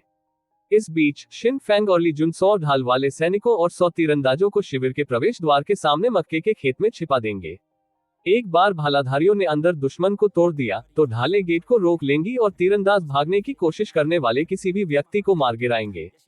वी मिंग ने तुरंत मंजूरी दे दी, फिर व्यक्तिगत रूप से हमले में शामिल होने पर जोर दिया। हम 2 दिनों में आगे बढ़ेंगे। तब तक हर सैनिक कड़ी ड्रिल करेगा। इस लड़ाई को सफल होना ही था। अगर हम असफल हुए तो किला खत्म हो जाएगा। वी मिंग ने पूरी गैरिसन कुल 600 सैनिकों को पुनर्गठित किया। वह खुद 200 की कमान संभालेगा। बाकी 400 मेरे, शिन फैंग, यू शुआंग और ली जुन के बीच समान रूप से विभाजित होंगे, प्रत्येक के पास 100। प्रत्येक टुकड़ी नेता को एक डिप्टी चुनना था जो कमांड मीटिंग्स में बैठेगा। बैरकों में वापस मैंने हारून याओ, यू एर और गाओ वा से पूछा कि मेरा डिप्टी कौन बनना चाहता है। यू एर ने कहा कि उसे खिताब की परवाह नहीं है, वह बस मेरी तरफ रहना चाहता था। हारून याओ ने कहा कि गाओ वा सबसे चतुर था और उसे यह करना चाहिए। गाओवा ने यह कहते हुए मना करने की कोशिश की कि वह सबसे कमजोर लड़ाका है। मैंने बहस को छोटा किया और गाओवा को बताया कि यह वही था। मैंने तीनों से वादा किया कि डिप्टी स्क्वाड लीडर कुछ भी नहीं था, वे इससे बहुत ऊपर चढ़ेंगे। अन्य डिप्टी जल्दी से चुने गए। शिन फैंग ने इर्गू को चुना, स्वाभाविक रूप से। यू शुआंग ने सन डेन याओ नामक एक विशाल खूंखार महिला को चुना जिसका उपनाम सन द बीस्ट था। ली जुन ने ओर ली नामक एक स्थिर पुराने वयोवृद्ध को चुना। वी मिंग ने मूल गैरिसन से 2 अनुभवी सैनिकों को चुना, शिन फैंग और जू ही दाओ। 600 सैनिक, 1 कमांडर, 4 स्क्वाड लीडर, 6 डिप्टी। निंग शान फोर्ट में आखिरकार कमांड की एक वास्तविक श्रृंखला थी। 2 दिनों में हम देखेंगे कि क्या यह एक साथ रहता है। 3 दिन बाद 500 सैनिक गेट पर खड़े थे, मार्च करने के लिए तैयार थे। वी मिंग ने भाषण दिया। हम दुश्मन से ज्यादा थे। जीतने के लिए ये हमारी लड़ाई थी और कोई भी जो भाग गया या हिचकिचाया उसे मौके पर ही फांसी दे दी जाएगी। सैनिकों ने वापस दहाड़ लगाई। 2 दिनों की कड़ी ड्रिल ने उन्हें तेज कर दिया था और मेरे चिंगपिंग लड़के विशेष रूप से उत्साहित थे। उन्होंने मुझे अंशी की दीवारों के बाहर लड़ते देखा था और मैंने पिछले 2 दिन योजना पर बात करते हुए बिताए थे जब तक कि उनमें से हर एक को विश्वास नहीं हो गया कि हम जीत सकते हैं। चांगेन और उसका दोस्त चांग शान दौड़कर आए और साथ चलने की भीख मांगने लगे। मैंने पहले तो मना कर दिया। वे सिर्फ 15 साल के थे, लेकिन चिन फैंग ने बताया कि अंधेरे में स्थानीय गाइड होने से मार्च में मदद मिलेगी। मैं इस शर्त पर सहमत हुआ कि वे हमारे पास रहेंगे और लड़ेंगे नहीं। चांगेन मेरे साथ गांव में जाएगा। चांग शान चिन फैंग के घात समूह का मार्गदर्शन करेगा। हम रात भर मौन में मार्च करते रहे। 500 आदमी एक काले अजगर की तरह अंधेरे से गुजर रहे थे। वी मिंग काले कवच में सबसे आगे चल रहा था। ATL-78 का ब्रॉडस्वर्ड ले जा रहा था जिसे ब्लैक ड्रैगन ब्लेड कहा जाता था। बाकी हम पैदल चले। रात 1 बजे तक हम गांव से 3 मील दूर ट्री लाइन पर पहुंच गए। वी मिंग ने हमें योजना के अनुसार विभाजित कर दिया। 300 भालाधारी मेरे, यू हुआन और वी मिंग के साथ गांव से होते हुए पीछे से शिविर पर हमला करेंगे। चिन फैंग और ली जुन 200 ढालें और तीरंदाज ले जाएंगे और शिविर के प्रवेश द्वार के पास मकई के खेत में छिप जाएंगे। जब उन्होंने शिविर के अंदर आग देखी तो वे गेट को सील कर देंगे। वी मिंग ने मुझे बताया कि मेरे पास हमलावर बल की पूरी कमान थी। मैंने चांग शान को चुन फैंग के समूह के साथ कैंप गेट के पास छिपने की सबसे अच्छी स्थिति खोजने के लिए भेजा। फिर मैंने 300 सैनिकों को मकई के खेत में ले जाया। हम नदी से 100 मीटर दूर समाशोधन पर पहुंचे और इंतजार किया। मैंने जल घड़ी की जांच की। अभी नहीं। जब समय आया, मैंने मुख्य बल से स्थिति बनाए रखने को कहा। यू हुआन और मैं पहले ब्रिज गार्ड को साफ करने के लिए आगे बढ़ेंगे। यू एर और लड़के आना चाहते थे, लेकिन वी मिंग ने उन्हें बंद कर दिया। यह मेरी पुकार थी। यू हुआन और मुझे जमीन का यह हिस्सा दिल से पता था। नदी के किनारे मैं देख सकता था कि 2 गार्ड एक से आग्नेयास्त्र में पुल पर चल रहे थे। उसके बगल में एक छोटा सा तंबू था। मैंने यू शुआंग से कहा कि मैं तैरकर उस पार जाऊंगा ताकि उनके पीछे हटने का रास्ता बंद कर सकूं, जबकि वह इस तरफ से किनारे किनारे रेंग कर जाएगी। मेरा तीर हमारा इशारा होगा। मैंने अपने कपड़े उतारे, केवल शॉर्ट्स में रह गया। अपनी वर्दी को फिर से भिगोने का कोई मतलब नहीं था और मैं पानी की सतह से ऊपर अपने कपड़े और भाला पकड़े हुए बर्फीले पानी में खिसक गया। यू शुआंग ने धीरे से कुछ बड़बड़ाते हुए दूसरी तरफ देखा। दूसरे किनारे पर मैंने खुद को पुल के पीछे तैनात किया। 2 गार्ड पुल के ऊपर आगे पीछे टहल रहे थे, जबकि एक बड़ी दाढ़ी वाला गार्ड आग के पास एक पेड़ के नीचे लेटा था, एक चुराए हुए सूती कंबल में लिपटा हुआ। उसके एक दोस्त ने उसे उठकर अपना काम करने को कहा। उसने बड़बड़ाते हुए मना किया और वापस सो गया। मैंने हरे मछली वाले धनुष पर 2 तीर चढ़ाए। दोनों सही निशाने पर लगे। पुल पर मौजूद हर गार्ड के लिए एक। पहले वाले तीर ने एक गार्ड की छाती को चीर दिया। उसने चेतावनी देने के लिए चिल्लाने की कोशिश की, लेकिन गिरने से पहले केवल गड़गड़ाहट की आवाज ही कर पाया। दूसरा छप की आवाज के साथ सीधे नदी में गिर गया। दाढ़ी वाला गार्ड भ्रमित होकर उठ बैठा। इससे पहले कि वह खड़ा हो पाता, नदी के किनारे से यू शुआंग का तीर उसके दिल के आर पार हो गया। उसने दुश्मनों के बारे में कुछ फुसफुसाया और बेजान होकर गिर पड़ा। पुल साफ था। शिविर तक कोई आवाज नहीं पहुंची। पुल के 3 गार्डों को मारने के बाद यू शुआंग और मैंने पास ही सो रहे 5 अन्य लोगों को निपटा दिया। एक बीच में ही जाग गया और पूछा कि हम कौन हैं। मैंने उसे बताया कि हम वो लोग हैं जो उसे मारने आए हैं, और अपना भाला उसके दिल के आर पार कर दिया। 8 गार्ड बिना अलार्म बजाए मारे गए। मैंने हवा में एक जलती हुई मशाल लहराई, वह इशारा जो मैंने हमारे शिकार के दिनों में यूएर के साथ तय किया था। आगे बढ़ना सुरक्षित था। कुछ ही मिनटों में वी मिंग ने 300 सैनिकों को पुल के पार और गांव में ले लिया। मैंने वी मिंग को इंतजार करने के लिए कहा, जबकि यू शुआंग और मैं कारीगरों के आंगन में 4 गार्डों को साफ करने के लिए आगे गए। हमने उन्हें चुपचाप मार डाला। एक और मशाल का इशारा और सेना चोंग शिविर के 30 कदम के भीतर पहुंच गई। 2 पहरेदार मीनारें शिविर की सीमा की रक्षा कर रही थी, प्रत्येक पर एक संतरी तैनात था। मैंने यू शुआंग से कहा कि हम दोनों एक एक को निशाना बनाएंगे। 3 गिनकर एक साथ गोली चलाएंगे। हम खड़े हुए, धनुष खींचा और तीर छोड़ दिए। दोनों तीर बिल्कुल सटीक लगे। संतरी बिना किसी आवाज के अपने प्लेटफार्मों पर मृत गिर पड़े। यू शुआंग और मैं कमजोर लकड़ी की बाड़ पर चढ़ गए और दोनों टावरों पर खुद कब्जा कर लिया। वहां से हमें पूरे शिविर का स्पष्ट दृश्य दिखाई दे रहा था। मैंने उससे कहा कि अब हमारा काम किसी भी चोंग सैनिक को मार गिराना है जो दूसरों को इकट्ठा करने की कोशिश करे। उन्हें कभी भी एक साथ न आने दें। मैंने टॉवर से मशाल लहराई। वी मिंग ने इसे देखा और आदेश दिया, भाइयों, उन सबको मार डालो। 100 आदमियों ने एक भारी क्रैश के साथ लकड़ी की बाड़ को गिरा दिया। इससे शिविर जाग गया। एक आधा नग्न चोन सैनिक ये देखने के लिए अपने तंबू से बाहर निकला कि क्या हुआ है। मेरे तीर ने उसे मुंह खोलने से पहले ही जमीन पर गिरा दिया। वी मिंग ने हमले को व्यवस्थित किया। प्रति तंबू 10 आदमी, उन्हें एक एक करके साफ करो। मेरे टॉवर से यू शुआंग और मैं जो भी बाहर निकलता उस पर गोली चलाते रहे। पहले मिनट में 1 दर्जन से ज्यादा लोग मारे गए। एक चोन सूबेदार अपने तंबू और चमड़े के कवच से बाहर निकला, सबको कमांडर के तंबू के पास इकट्ठा होने के लिए चिल्ला रहा था। मैंने उस पर गोली चलाई। वह अपनी तलवार से मेरे तीर को रोकने में कामयाब रहा, लेकिन प्रभाव की शक्ति ने उसे लड़खड़ाते हुए तंबू में वापस धकेल दिया। वी मिंग एक जानवर की तरह था। वह उस विशाल काले तलवार के साथ एक के बाद एक तंबू में चीरता गया, 7 या 8 सैनिकों को मार गिराया, इससे पहले कि वे अपने हथियार भी पकड़ पाते। अंदर उसे डरी हुई नग्न औरतें मिली, जिन्हें चोंग ने बंदी बना लिया था। उसने उन्हें वहीं रहने के लिए कहा और मारता रहा। शिविर के केंद्र में मू लैंग नामक 1000 आदमियों का अधिकारी आधा तैयार होकर अपने मुख्य तंबू के बाहर खड़ा था, गुस्से के साथ अराजकता को देख रहा था। एक अंगरक्षक 2 घोड़े लाया और उससे भागने की भीख मांगी। मू लैंग ने यह जानना चाहा कि उसके 2 सूबेदार कहाँ थे। अंगरक्षक ने कहा कि वे कहीं नहीं मिल रहे। शिविर तबाह हो रहा था। हमारे आदमियों ने एक के बाद एक तंबू साफ किए, जबकि यू शुआंग और मैंने ऊपर से प्रतिरोध करने की कोशिश करने वाले किसी भी व्यक्ति को मार गिराया। चोंग सैनिकों को नशे में सोते हुए और तितर बितर पकड़ा गया था। उन्हें कभी एक पंक्ति बनाने का मौका ही नहीं मिला। मू लैंग ने हमें कोसा और भागने के लिए घोड़े पर कूद गया। मैंने एक तीर चलाया जो उसके कान को छूकर निकल गया, इतना करीब कि उसे पसीना आ गया। लेकिन उसने लगभग 1 दर्जन घुड़सवारों को इकट्ठा किया और गेट की ओर प्रहार किया। मैंने अपना तरकश वॉच टावर से खाली किया, फिर अपना भाला पकड़ा और नीचे कूद गया। जब मैं उतरा तो जमीन हिल गई और मैंने खुद को घुड़सवार सेना के रास्ते में खड़ा कर लिया। मू लैंग ने उन्हें मुझे मारने और प्रहार का नेतृत्व करने के लिए चिल्लाया।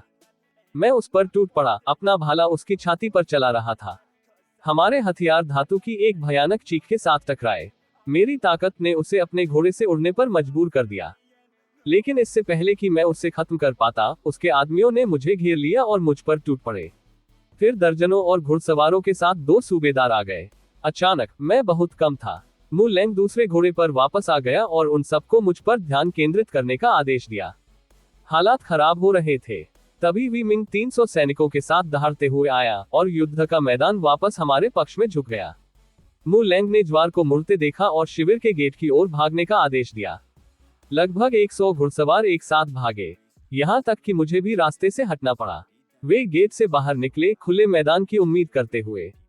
इसके बजाय उन्हें एक हत्या का मैदान मिला। ली जून के तीरंदाज इंतजार कर रहे थे। पहली वॉली ने 30 घुड़सवारों को गिरा दिया।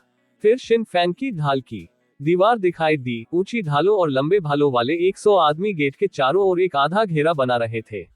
मू लैंग ने तुरंत कमजोरी देखी। केवल लगभग 100 आदमी निकास को रोक रहे थे। उसने एक और प्रहार का आदेश दिया। ली जुन ने स्वतंत्र गोलीबारी का आदेश दिया। तीरों की एक और बारिश ने उन्हें 30 से भी कम कर दिया। वे 30 टकराए। शिन फैंग की ढाल वाली दीवार से घोड़े और सवारों के बीच से भाले आर पार हो गए। हमारे 1 दर्जन ढाल वाले सैनिक टक्कर के कारण हवा में उड़ गए, उनकी हड्डियां चूर चूर हो गईं। लेकिन दीवार टिकी रही। मू लैंग ने सीधे शिन फैंग पर हमला किया और तलवार के एक खूंखार वार से हमारे एक आदमी को मार डाला। 10 ढाल वाले सैनिकों ने उसे तुरंत घेर लिया। तभी यू शुआंग और मैं 100 और भालाधारियों के साथ आ गए और हमने जल को पूरी तरह से बंद कर दिया। मू लैंग के पास शायद 15 घुड़सवार बचे थे। उसने हताश होकर मुझ पर सीधा हमला करने की आखिरी कोशिश की। उसने अपनी घुमावदार तलवार मेरे सिर पर दे मारी। मैंने अपने भाले से उसे रोका। एक ही वार ने उसकी तलवार को हवा में उछाल दिया। मैंने छलांग लगाई, भाला चलाया और उसकी छाती के आर पार कर दिया। वह खून थूकते हुए मर गया। उसके 2 सूबेदारों ने अपने कमांडर को गिरते देखा और पागलों की तरह मुझ पर टूट पड़े। मैंने मू लैंग के शरीर को अपने भाले से झटके से हटाया और उसे उनमें से एक पर दे मारा, जिससे घोड़ा और सवार दोनों नीचे गिर पड़े। हमारे भालाधारियों ने गिरे हुए सूबेदार को घेर लिया। यू शुआंग के समूह ने दूसरे को घेर लिया और बचे हुए मुट्ठी भर घुड़सवारों के साथ उसे भी मार डाला। एक भी चांग सैनिक जिंदा नहीं बचा। वी मिंग ने अपनी विशाल तलवार को अपने सिर के ऊपर उठाया और खुशी से दहाड़ उठा। ली जुन शिन फैंग के साथ वहां आया, दुश्मन की लाशों के ढेर को घूरते हुए। उसे यकीन ही नहीं हो रहा था कि यह योजना काम कर गई। वी मिंग ने घोषणा की कि इस लड़ाई का सबसे ज्यादा श्रेय मुझे जाता है और उसने सबको शिविर की तलाशी लेने का आदेश दिया। हर घोड़ा, अनाज की हर बोरी, हर हथियार ले लो और सब कुछ निंगशान किले में ले चलो। 300 चांद घुड़सवार एक ही रात में खत्म हो गए। शिविर हमारे पीछे जल रहा था। यूएर दौड़ता हुआ आया और बताने लगा कि तंबू के अंदर 4 या 500 बंधक औरतें मिली हैं, जिन्हें चांग सैनिकों ने पकड़ा था। वी मिंग ने कहा कि उन सबको वापस किले में ले चलो। डिप्टी शिन फैंग और भी अच्छी खबर लेकर आया। 300 से ज्यादा युद्ध के घोड़े और 500 बोरी से ज्यादा अनाज हमारे हाथ लगा था। वी मिंग ने आदेश दिया कि जो कुछ भी काम का है उसे गाड़ियों पर लाद दो। जो कुछ हम नहीं ले जा सकते उसे जला दिया जाएगा। दुश्मन के लिए अनाज का एक दाना भी नहीं छोड़ना है। मैंने गोवा को कहा कि वह चांग सैनिकों की हर लाश को इकट्ठा करे और उन्हें शिविर की बाड़ पर लटका दे। वी मिंग ने पूछा क्यों। मैंने उसे 2 कारण बताए, एक संदेश भेजने के लिए और चांग सैनिकों को निंगशान किले पर हमला करने के लिए उकसाने के लिए। उसने मुझे ऐसे देखा जैसे मैं पागल हूं, लेकिन मैंने अपनी सोच समझाई। हमने अभी अभी उनकी घुड़सवार सेना के 300 लोगों को मारा था। वे हर हाल में बदला लेना चाहेंगे। उन्हें खुले में हमारे पीछे आने का इंतजार करने से बेहतर है कि उन्हें हमारे पहाड़ी किले तक खींच लाया जाए, जहां का इलाका हमारे पक्ष में है। संकरे रास्ते का मतलब था कि वे एक साथ बहुत सारे सैनिकों को नहीं ला सकते थे और पर्याप्त भोजन के साथ हम उनसे ज्यादा समय तक टिक सकते थे। सर्दियां आ रही थीं। वे लंबे समय तक घेराबंदी नहीं कर सकते थे। मैंने युवार और चोंगेन को गांव में वापस भेजा ताकि वे छिपा हुआ अनाज खोद सकें। 1000 बोरी से ज्यादा। साथ ही उस आंगन में बंद लगभग 100 कारीगर, लोहारों और लोहे के साथ जो हमारे पहाड़ में पहले से ही मौजूद है, हम अपने खुद के हथियार बनाना शुरू कर सकते थे। सुबह तक हमने वापस किले की ओर कूच किया। 1000 मीटर से ज्यादा लंबी एक कतार, घोड़े, अनाज की गाड़ियां, बचाई गई औरतें, आजाद कराए गए कारीगर, पकड़े गए हथियार। यह एक शानदार नजारा था। फिर मैंने अपनी बात रखी। मैंने वी मिंग से कहा कि मैं एक घुड़सवार टुकड़ी बनाना चाहता हूं। वह लगभग गिर ही पड़ा। घुड़सवार सेना बहुत महंगी थी। एक युद्ध के घोड़े का खर्च एक सैनिक से 10 गुना ज्यादा था। शिन फैंग भी सहमत था कि यह एक पागलपन भरा विचार था, लेकिन यू शुआंग ने तुरंत मेरा समर्थन किया और कहा कि वह इस योजना का समर्थन करती है और उसने कमान संभालने की पेशकश की। ली जुन ने भी उसका साथ दिया। उसने कहा कि हमें एक बहुत बड़ी फौज की जरूरत नहीं है, सिर्फ 100 घुड़सवार काफी है। पकड़े गए 300 घोड़ों के साथ यह मुमकिन था। ये छोटी सी घुड़सवार टुकड़ी हमारा तुरुप का पत्ता होगी। वी मिंग मान गया। उसने घुड़सवार सेना के प्रोजेक्ट की पूरी जिम्मेदारी यू शुआंग और मुझे सौंप दी। साथ ही किले के किसी भी सैनिक को चुनने का पहला अधिकार भी दिया। लेकिन उसने चेतावनी दी कि हमें अपने उपकरणों की व्यवस्था खुद करनी होगी। सबके अंदर जाने के बाद मैं यू शुआंग के साथ घोड़ों के पास रुक गया। मैंने पूछा कि क्या वह घुड़सवारों को ट्रेनिंग दे सकती है। उसने कहा कि उसे कुछ चीजें पता है। मैंने उसे बताया कि मुझे 2 हफ्तों में 100 घुड़सवार तैयार चाहिए, जो इतने अनुशासित हों कि दबाव में भी शांत रह सकें। हमारी जान इसी पर टिकी थी। उसने मुझे ऐसे देखा जैसे मैं पागल हो गया हूँ। हजारों की आंख घुड़सवारों के खिलाफ 100 घुड़सवार। मैंने उसे बताया कि मैं उनसे सीधे भिड़ने की योजना नहीं बना रहा हूँ। मैं रात के हमले, आग से हमले और मारो और भागो की रणनीति के बारे में सोच रहा था। उसने अपना सिर हिलाया, लेकिन मना नहीं किया। उसने कहा कि वह मुझे आधे महीने में एक बुनियादी घुड़सवार टुकड़ी तैयार करके दे देगी।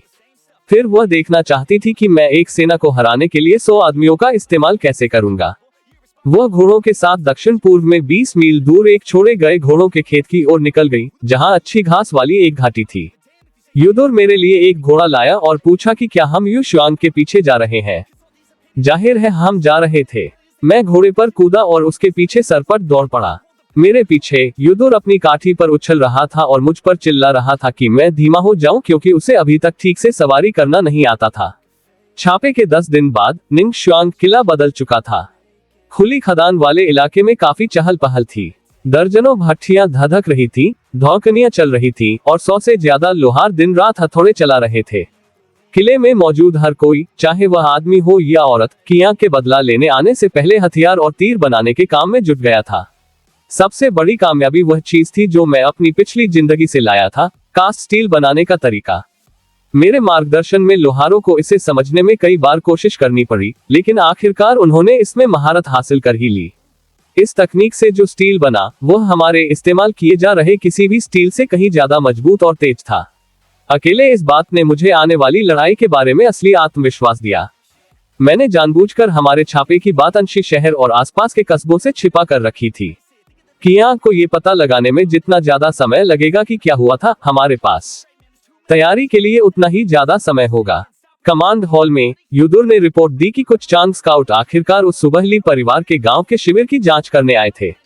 हमारे तीरंदाजों ने उन्हें भून कर रख दिया था। इसका मतलब था कि घड़ी की सुई टिक टिक कर रही थी। चांग सेना के हमारे दरवाजे पर आने में ज्यादा से ज्यादा 5 दिन बचे थे। गाओवा, जो अब मेरे डिप्टी के रूप में रसद का काम संभाल रहा था, ने मुझे आंकड़े बताए। शरणार्थी किले में आ रहे थे, जिससे हमारी आबादी 2000 के करीब पहुंच गई थी।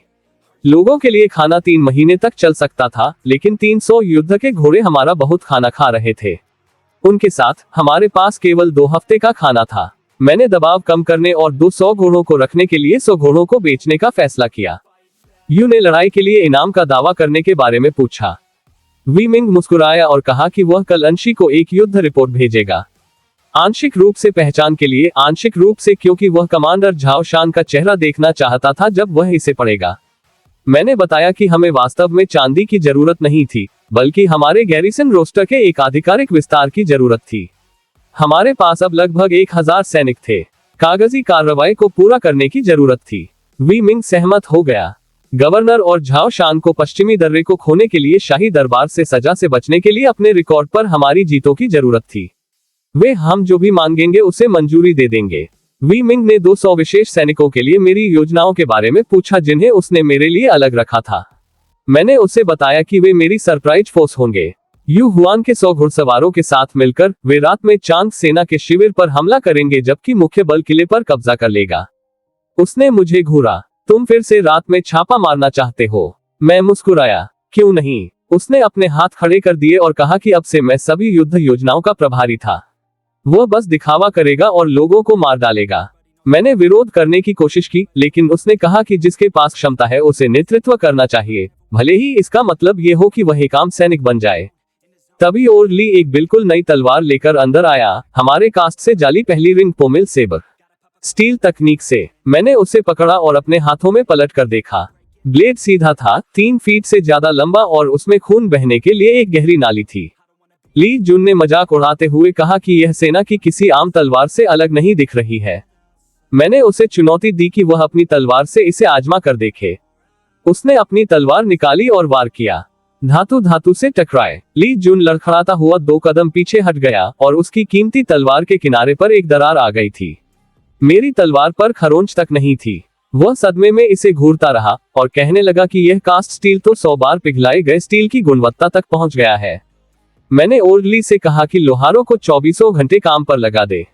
मुझे 5 दिनों में 200 रिंग पोमिल सेबर चाहिए थे, साथ ही 200 गोल्ड ढाले और महिलाओं की वर्कशॉप से चमड़े के कवच के 300 सेट। चांग आ रहे थे, और जब वे आएंगे तो मेरे आदमियों के पास प्रांत के सबसे बेहतरीन हथियार होंगे। मैंने पहली रिंग पोमिल सेबर ली जुन को दे दी। जब उसने इसे मेरी तलवार से टकराया था तब उसकी खुद की तलवार टूट गई थी, इसलिए ये सही ही लगा। उसने इसे बिना किसी हिचकिचाहट के ले लिया और मैं उसकी आंखों में एक बदलाव देख सकता था। मेरे आने के बाद से वह मुझे नीची नजर से देख रहा था। उसे लगा था कि मैं सिर्फ एक गवार हूं जिसकी किस्मत अच्छी है। उस छोटे से इशारे ने हमारे बीच की चीजों को बदल दिया। मैंने यूएर को आदेश दिया कि वह हमारे स्काउट्स को 30 मील तक आगे भेजे, और जैसे ही कोई चांग सेना दिखाई दे तुरंत रिपोर्ट करे। ग्रीन वैली हॉर्स रैंच पर वापस मैंने यू शुआंग को 100 घोड़े और वी मिंग द्वारा दिए गए 200 अतिरिक्त सैनिकों को बेचने के बारे में बताया। उसने सिर हिलाया। रैंच पर कुल 300 आदमी, 100 घुड़सवार और 200 पैदल सेना। एक बुरी स्ट्राइक फोर्स नहीं। मैंने उसे बताया कि ये 200 पैदल सैनिक भविष्य के घुड़सवार रिजर्व भी थे। एक बार जब चांद को अंशी से खदेड़ दिया जाएगा तो हम एक उचित घुड़सवार सेना का निर्माण करेंगे। उसने कहा कि यह आसान नहीं होगा। मैंने कहा कि हमें बस आदमियों, पैसों और घोड़ों की जरूरत है। बाकी काम समय कर देगा। अगले 4 दिनों में पूरा किला एक हथियार कारखाने में बदल गया। लोहारों ने रिंग पोमिल सेबर बनाने के लिए 24 घंटे काम किया। औरतों की वर्कशॉप ने वह सिल दिया जिसे मैं चमकदार कवच का एक आसान रूप कहता था। छाती पर 100 बार पिघलाए गए स्टील की एक पतली प्लेट और बाकी हिस्से पर चांग सैनिकों का छीना हुआ चमड़ा। यह दिखने में थोड़ा खुरदरा था, लेकिन परीक्षणों से साबित हो गया था कि यह किसी भी तलवार के वार को रोक सकता था। ये 300 सेट सबसे पहले मेरे रैंच के सैनिकों को दिए गए। किले के 700 सैनिक अभी भी अपनी पतली लाल वर्दी ही पहन रहे थे।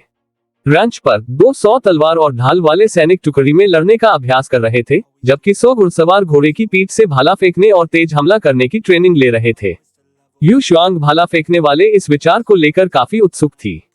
उसने माना कि घोड़े पर बैठकर तीरंदाजी सीखने से यह कहीं ज्यादा आसान था। मैंने उससे कहा कि अगर मेरे पास थोड़ा और समय होता तो मैं हर घुड़सवार के लिए लगातार तीर चलाने वाले क्रॉसबो बना देता। उसने पूछा कि वह क्रॉसबो क्या होता है। मैं बस मुस्कुरा दिया और कहा कि उसे सही वक्त पर पता चल जाएगा। इन दिनों मेरी सबसे बड़ी खोज वांग वू नाम का एक 47 साल का एक हाथ वाला इंपीरियल गार्ड का रिटायर्ड अनुभवी सैनिक था। वह दुबला पतला और सांवले रंग का था। उसका बायां हाथ नहीं था, लेकिन सिर्फ अपने दाहिने हाथ से वह यू शुआंग को दर्जनों राउंड तक कड़ी टक्कर दे सकता था। वह मेरा पैदल सेना का इंस्ट्रक्टर बन गया।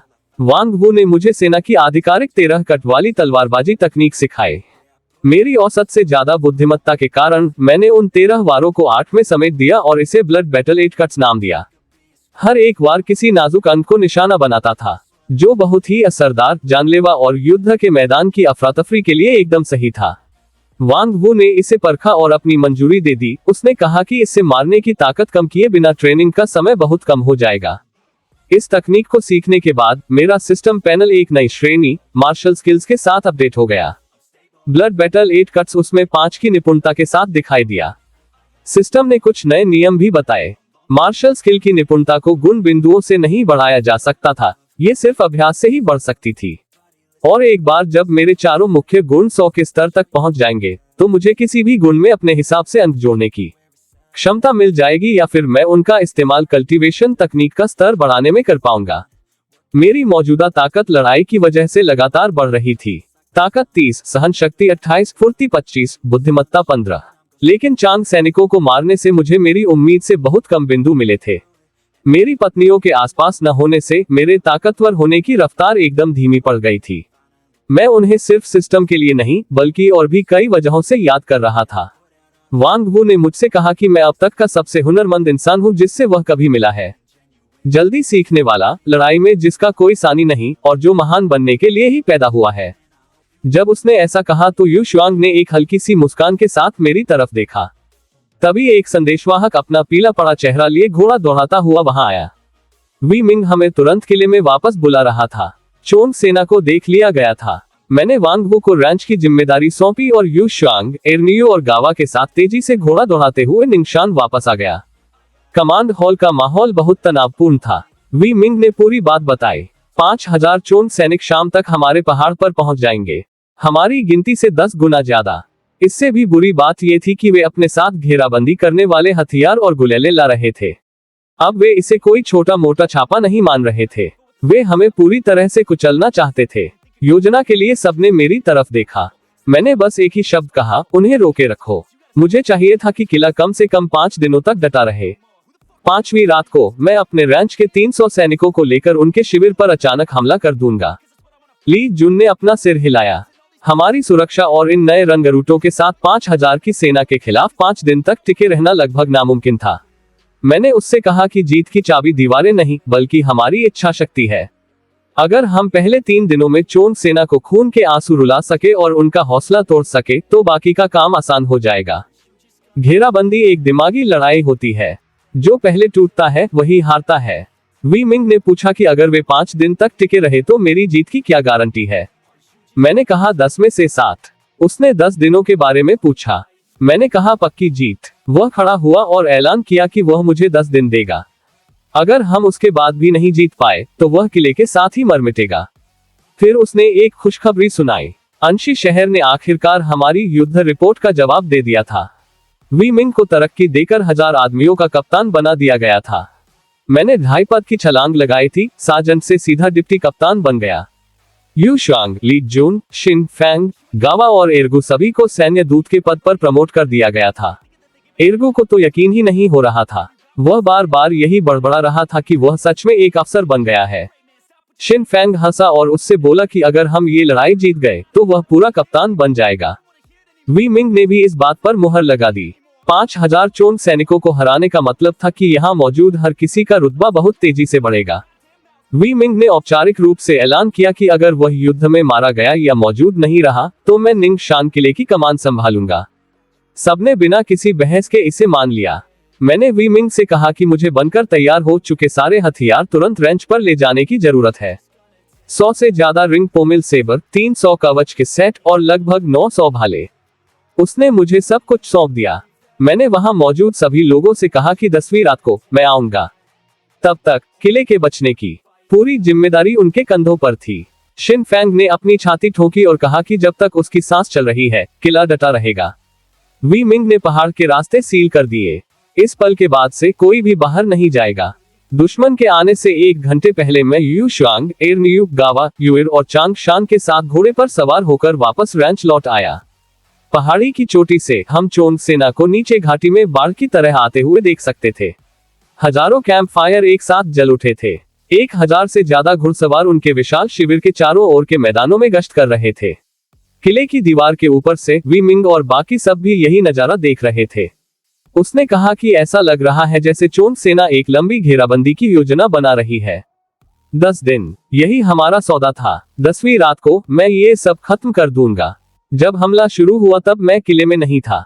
मैं 20 मील दूर रेंच पर 10वें दिन होने वाले रात के हमले के लिए अपने 300 आदमियों को तैयार कर रहा था। लेकिन बाद में मैंने वी मिंग और बाकी लोगों से हर एक बात तफसील से सुनी।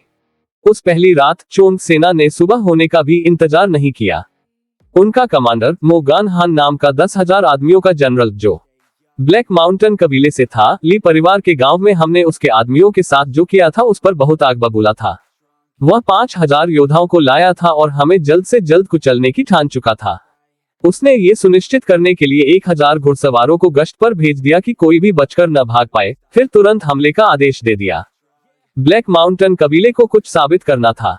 व्हाइट वुल्फ कबीले ने पहले भी निंगशान किले पर हमला करने की कोशिश की थी और सिर्फ 100 आदमियों को खोने के बाद पीछे हट गए थे।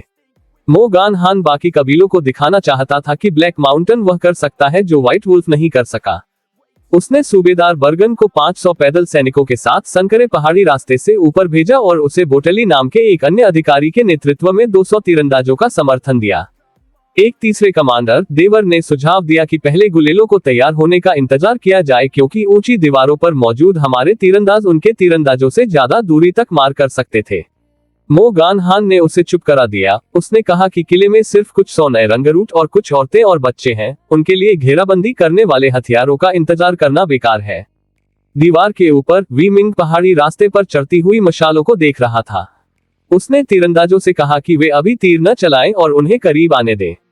दरवाजे तक जाने वाला रास्ता बहुत संकरा था। एक साथ सिर्फ 7 या 8 लोग ही अगल बगल चल सकते थे।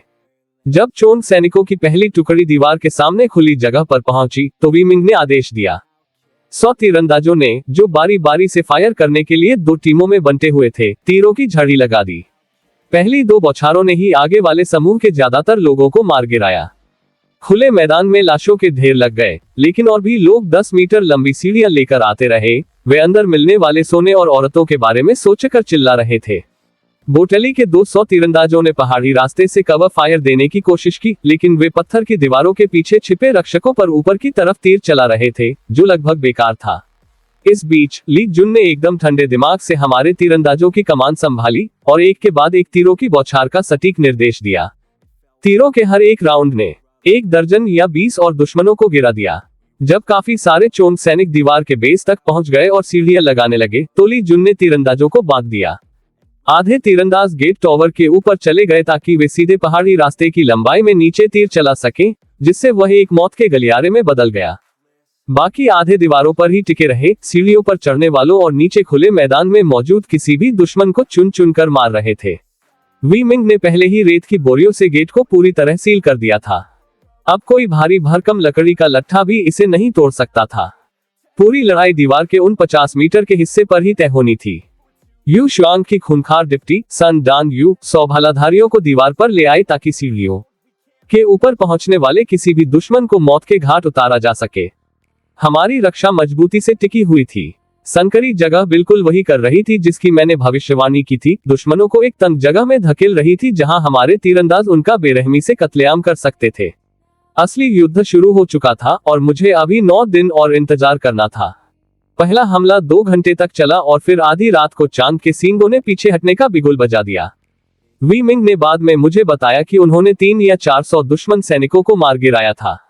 ये सिर्फ उन्हें टटोलने के लिए किया गया एक हमला था। असली तूफान तो अगले 2 दिनों में आने वाला था। चिन फैंग ने जो देखा था उसे लेकर वह बहुत ईमानदार था। हमारे सैनिक आमने सामने की लड़ाई में चांग आदमियों का मुकाबला नहीं कर सकते थे। दुश्मन के लड़ाके निडर थे, जबकि हमारे ज्यादातर लोगों ने आज रात से पहले कभी खून भी नहीं देखा था।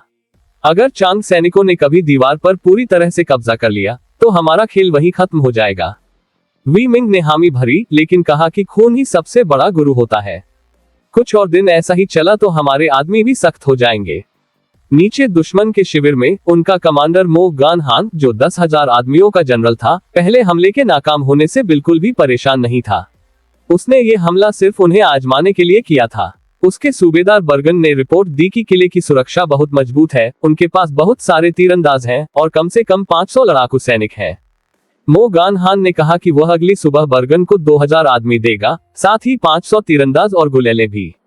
उसने 3 अन्य सूबेदारों को 10 मील के दायरे में गश्त करने का आदेश दिया ताकि यह सुनिश्चित हो सके कि हम तक कोई कुमुक न पहुंच पाए। अंशी शहर में गवर्नर चेन ने एक आपातकालीन बैठक बुलाई। उनके स्काउट ये देखने के लिए किले के काफी करीब नहीं जा पा रहे थे कि वहां क्या हो रहा है। वह मदद भेजना चाहते थे, लेकिन उनके पास भेजने के लिए कुछ नहीं था। पूरा जिला 60,000 चांग सैनिकों से भरा हुआ था, जो 3 कबीलों की सेनाओं में बंटे हुए थे। सबसे करीबी काउंटी शहर लिंचिंग 10,000 ब्लैक माउंटेन सैनिकों की घेराबंदी में था। कमांडर झाओ शान ने राहत भेजने के हर सुझाव को खारिज कर दिया। डिप्टी कमांडर झांग युआन शान ने, जिन्होंने हमें उत्तरी शिविर में मदद की थी, कॉपर माउंटेन किले से झांग बेई को भेजने के बारे में पूछा। झाओ शान ने इसे भी यह कहते हुए रोक दिया कि 1000 सैनिकों को भेजना सिर्फ घुड़सवार सेना के सामने चारा डालना होगा। झांग युआन शान ने एक गहरा सवाल उठाया। उन्हें शक था कि क्या प्रांतीय गवर्नर ने छिपकर चांग के साथ कोई समझौता किया है, क्योंकि कबीले केवल अंशी जिले पर ही हमले कर रहे थे और बाकी 3 जिलों को पूरी तरह से छोड़ दिया था। झाओ शान ने उन्हें चुप करा दिया और कहा कि गवर्नर बस रणनीति से काम ले रहे हैं। कमरे में मौजूद किसी ने भी उनकी बात पर विश्वास नहीं किया। गवर्नर ने बिना कोई फैसला किए बैठक खत्म कर दी। निंशिया किला अब अपने भरोसे था। वहां से 20 मील दूर रैंच पर मैंने मध्यम रोशनी में अपने लोगों को एक लंबी मेज के चारों ओर इकट्ठा किया। यू शांग, गो वा, यू एर, एर नियाओ, वांग वू और चांग आन सभी इंतजार कर रहे थे। मैंने अपने आदेश दिए। यू एर 30 मील के दायरे में कियांग की गश्त की निगरानी के लिए स्काउट्स का नेतृत्व करेगा, लेकिन किसी भी हालत में वे पकड़े नहीं जाने चाहिए। अगर वे पकड़े गए तो वे नानान जिले की ओर भागेंगे, रैंच से दूर, न कि उसकी तरफ। हम दुश्मन को अपनी छिपी हुई सेना खोजने का जोखिम नहीं उठा सकते थे। यू शुआंग और वांग वू घाटी के अंदर ही ट्रेनिंग जारी रखेंगे। कोई आवाज नहीं, कोई भी घाटी के मुहाने से बाहर नहीं जाएगा। घुड़सवार सेना ड्रिल फॉर्मेशन का अभ्यास करेगी। 200 पैदल सैनिकों में से आधे ब्लड बैटल कुल्हाड़ी के वार का अभ्यास करेंगे, बाकी आधे भाला चलाने की फॉर्मेशन की ट्रेनिंग लेंगे। हमारे पास कुछ ही दिन बचे थे। हर एक घंटा कीमती था। बाहर अंधेरे में मैं पहाड़ से गूंजती हुई लड़ाई की धीमी आवाज लगभग सुन सकता था। वी मिंग हर उस घंटे के लिए अपना खून बहा रहा था जिसकी मुझे जरूरत थी। मैं एक भी घंटा बर्बाद नहीं करूंगा। मुझे उन शुरुआती दिनों में किले से लगातार रिपोर्ट मिलती रही। दूसरी सुबह कियांग फिर से आ गए, इस बार दिन के उजाले में 1000 से ज्यादा आदमियों और घेराबंदी की सीढ़ियों के साथ। चिन फैंग ने दीवार की रक्षा बहुत ही शानदार तरीके से की। हमारे 300 तीरंदाजों ने सनकरे पहाड़ी रास्ते पर तीरों की बारिश कर दी। दीवार के सामने खुली जगह तक पहुंचने वाले हमलावरों के हर समूह को काटकर रख दिया गया। चांग सूबेदार बर्गन ने अपने आदमियों को दीवार के सामने अपने ही मरे हुए साथियों के शवों का ढेर लगाकर एक रैंप बनाने का आदेश दिया। चिन फैंग इसके लिए तैयार था। उसने मिट्टी के घड़ों में आग लगाने वाला तेल ऊपर मंगवा लिया था। जब चांग ने लाशों और सीढ़ियों पर चढ़ना शुरू किया तो उसने तेल डाला और जलते हुए तीरों से उसमें आग लगा दी। दीवार का पूरा बेस आग की लपटों में घिर गया। 100 से ज्यादा चांग सैनिक कुछ ही सेकंड में आग की चपेट में आ गए। पूरे पहाड़ पर उनकी चीखें गूंज उठी। जो आदमी अभी भी रास्ते पर थे वे पीले पड़ गए और आगे बढ़ने से मना कर दिया। बर्गन पीछे हट गया और उसने गुलेलों को बुला लिया। बोटली के पास 5 भारी पत्थर फेंकने वाली मशीनें नीचे रखी हुई थी और उन्होंने किले पर 100 पाउंड के पत्थर फेंकने शुरू कर दिए। पहली कुछ बौछारें पूरी तरह से चूक गईं। कोण मुश्किल था और किला पहाड़ के अंदर बना हुआ था। कुछ बदलावों के बाद उन्होंने दीवार और दरवाजे पर प्रहार करना शुरू कर दिया, लेकिन पत्थर का निर्माण मजबूत था। पत्थर बस उसे तोड़ने के लिए काफी भारी नहीं थे। इसलिए बर्गन ने 1000 आदमियों के साथ फिर से हमला किया, जबकि बोटेली के तीरंदाजों ने दीवार पर हमारे तीरंदाजों को दबाने की कोशिश की। लड़ाई सुबह से शाम तक पूरे दिन चलती रही। जब तक आखिरकार सींगों ने पीछे हटने का बिगुल बजाया, तब तक लगभग 1000 चांग सैनिक मारे जा चुके थे या घायल हो गए थे। बर्गन के हाथ में खुद एक तीर लगा था। उस रात दुश्मन के शिविर में एमो गानशान गुस्से से आग बबूला था। उसने अगले दिन एक बड़े हमले के लिए 3 सूबेदारों को अपनी ताकत मिलाने का आदेश दिया। उसे या तो किले पर कब्जा करना था या फिर उनमें से किसी को भी घास के मैदानों में वापस जाने की इजाजत नहीं थी। उसके एक अधिकारी बोटेली ने बहुत ही सावधानी से घेराबंदी छोड़ने और दक्षिण में नानान जिले में हमला करने का सुझाव दिया। एमो गानशान भड़क उठा। उसने खुलासा किया कि उनके महान खान ने लियांग प्रांत के गवर्नर वू फेंगशियान के साथ एक गुप्त समझौता किया था। उन्हें केवल शी जिले पर हमला करने की इजाजत थी, बाकी 3 जिले उनके लिए वर्जित थे। इस बात ने डिप्टी कमांडर झांग के उस शक को सच साबित कर दिया जो उन्होंने शहर में जताया था। गवर्नर ने किसी बैक रूम समझौते के तहत चोन को शी बेच दिया था। इस बीच चांग की गश्त ने हमारे स्काउट्स को देख लिया था, लेकिन एमो गानशान ने उन्हें नानान के पर्यवेक्षक मानकर खारिज कर दिया, जो बीच में आने से बहुत डरते थे। उसे जरा भी अंदाजा नहीं था कि मेरे 300 सैनिक सिर्फ 20 मील दूर एक छिपी हुई घाटी में दिन रात ट्रेनिंग कर रहे थे और 10वीं रात का इंतजार कर रहे थे। रैंच पर मैं पहाड़ियों के पार से आने वाली हर दूर की गड़गड़ाहट के साथ समय को बीतते हुए महसूस कर सकता था। वी मिंग मेरे समय के लिए अपने खून से कीमत चुका रहा था। मैंने अपने आदमियों को और कड़ी मेहनत करने के लिए मजबूर किया। खून बहाने वाले 8 कट तब तक जब तक उनके हाथ कांपने न लगे। भाला तब तक फेंका जब तक उनके कंधे जलने न लगे। घोड़ों के मुंह से झाग निकलने तक घुड़सवार सेना के हमले। 7 दिन बीत गए। किले में वापस वी मिंग ने दूसरे दिन की लड़ाई के बाद युद्ध परिषद बुलाई। उसने सबको बताया कि अगले 9 दिन बहुत खौफनाक होंगे और उन्हें हर हाल में डटे रहना होगा। शेन फैंग की आवाज बैठ गई थी और पूरे दिन दीवार पर रहने के कारण उसकी आंखें लाल हो गई थी। वी मिंग ने ऐलान किया कि वह अगली सुबह गेट टॉवर से खुद कमान संभालेगा। एरगा ने बताया कि आमने सामने की लड़ाई में रिंग पोमेल सेबर बहुत ही विनाशकारी साबित हो रही थी। एक ही वार में एक चोंग हेलमेट और उसके नीचे की खोपड़ी 2 हिस्सों में साफ साफ कट सकती थी। ओल्डी ने कहा कि उनके पास लगभग 30 खत्म हो गए थे और सुबह तक शायद 15 और हो जाएंगे। दीवार की रक्षा करने वालों के बीच बारी बारी से काम करने वाले 50 सेबर और उनके साथ 50 भालाधारी किले की प्राचीर को संभालने के लिए काफी होंगे। शेन फैंग ने कहा कि जीत का मंत्र बहुत सीधा था। जो भी चोंग सैनिक ऊपर चढ़ेगा उसे काट दिया जाएगा। जब तक दीवार मजबूत रहेगी किला नहीं गिरेगा। मेरे रैंच पर यूएर ने रिपोर्ट दी कि उसने दूर से जो कुछ भी देखा था। लड़ाई बहुत ही खौफनाक थी। चोंग ने अपनी गुलेलों का भी इस्तेमाल किया, हालांकि उनका निशाना बहुत ही खराब था। उन्होंने खराब निशानों की वजह से अपने ही कुछ आदमियों को मार गिराया था। मेरे अंदाजे से दुश्मन के पास अभी भी 4000 से ज्यादा लड़ने लायक सैनिक बचे थे। बचाव में होने के फायदे की वजह से किले का नुकसान बहुत कम होना चाहिए था। बिना असरदार गुलेलों के अगले 2 दिन सिर्फ इच्छा शक्ति की परीक्षा होने वाले थे। पहले कौन टूटेगा? यू शुआंग ने बहुत ही शांत स्वर में कहा कि जब तक वी मिंग उस दीवार पर खड़ा है किला नहीं टूटेगा। गो ऑन, एर्नियो ने भी हामी भरी। वी मिंग हमारा सबसे बड़ा सहारा था। एर्नियो ने बताया कि उसने रात के हमले के दौरान वी मिंग को एक ही वार से 3 चोंग सैनिकों को चीरते हुए देखा था। उसने कहा कि वह किसी युद्ध के देवता की तरह लग रहा था। तब यू शुआंग ने कुछ ऐसा कहा जिसने मेरा ध्यान खींचा। उसने बताया कि वी मिंग शायद 5वें दर्जे का ब्लड इग्निशन मार्शल आर्टिस्ट था। मैं अपने आने के बाद से ही इन दर्जों के बारे में सुन रहा था। 4थे दर्जे का ये, 5वें दर्जे का वह। और मैंने आखिरकार मान लिया कि मुझे इस बात का कोई अंदाजा नहीं था कि मार्शल कल्टीवेशन का मतलब क्या होता है। यू शुआंग ने मुझे अविश्वास से घूरा।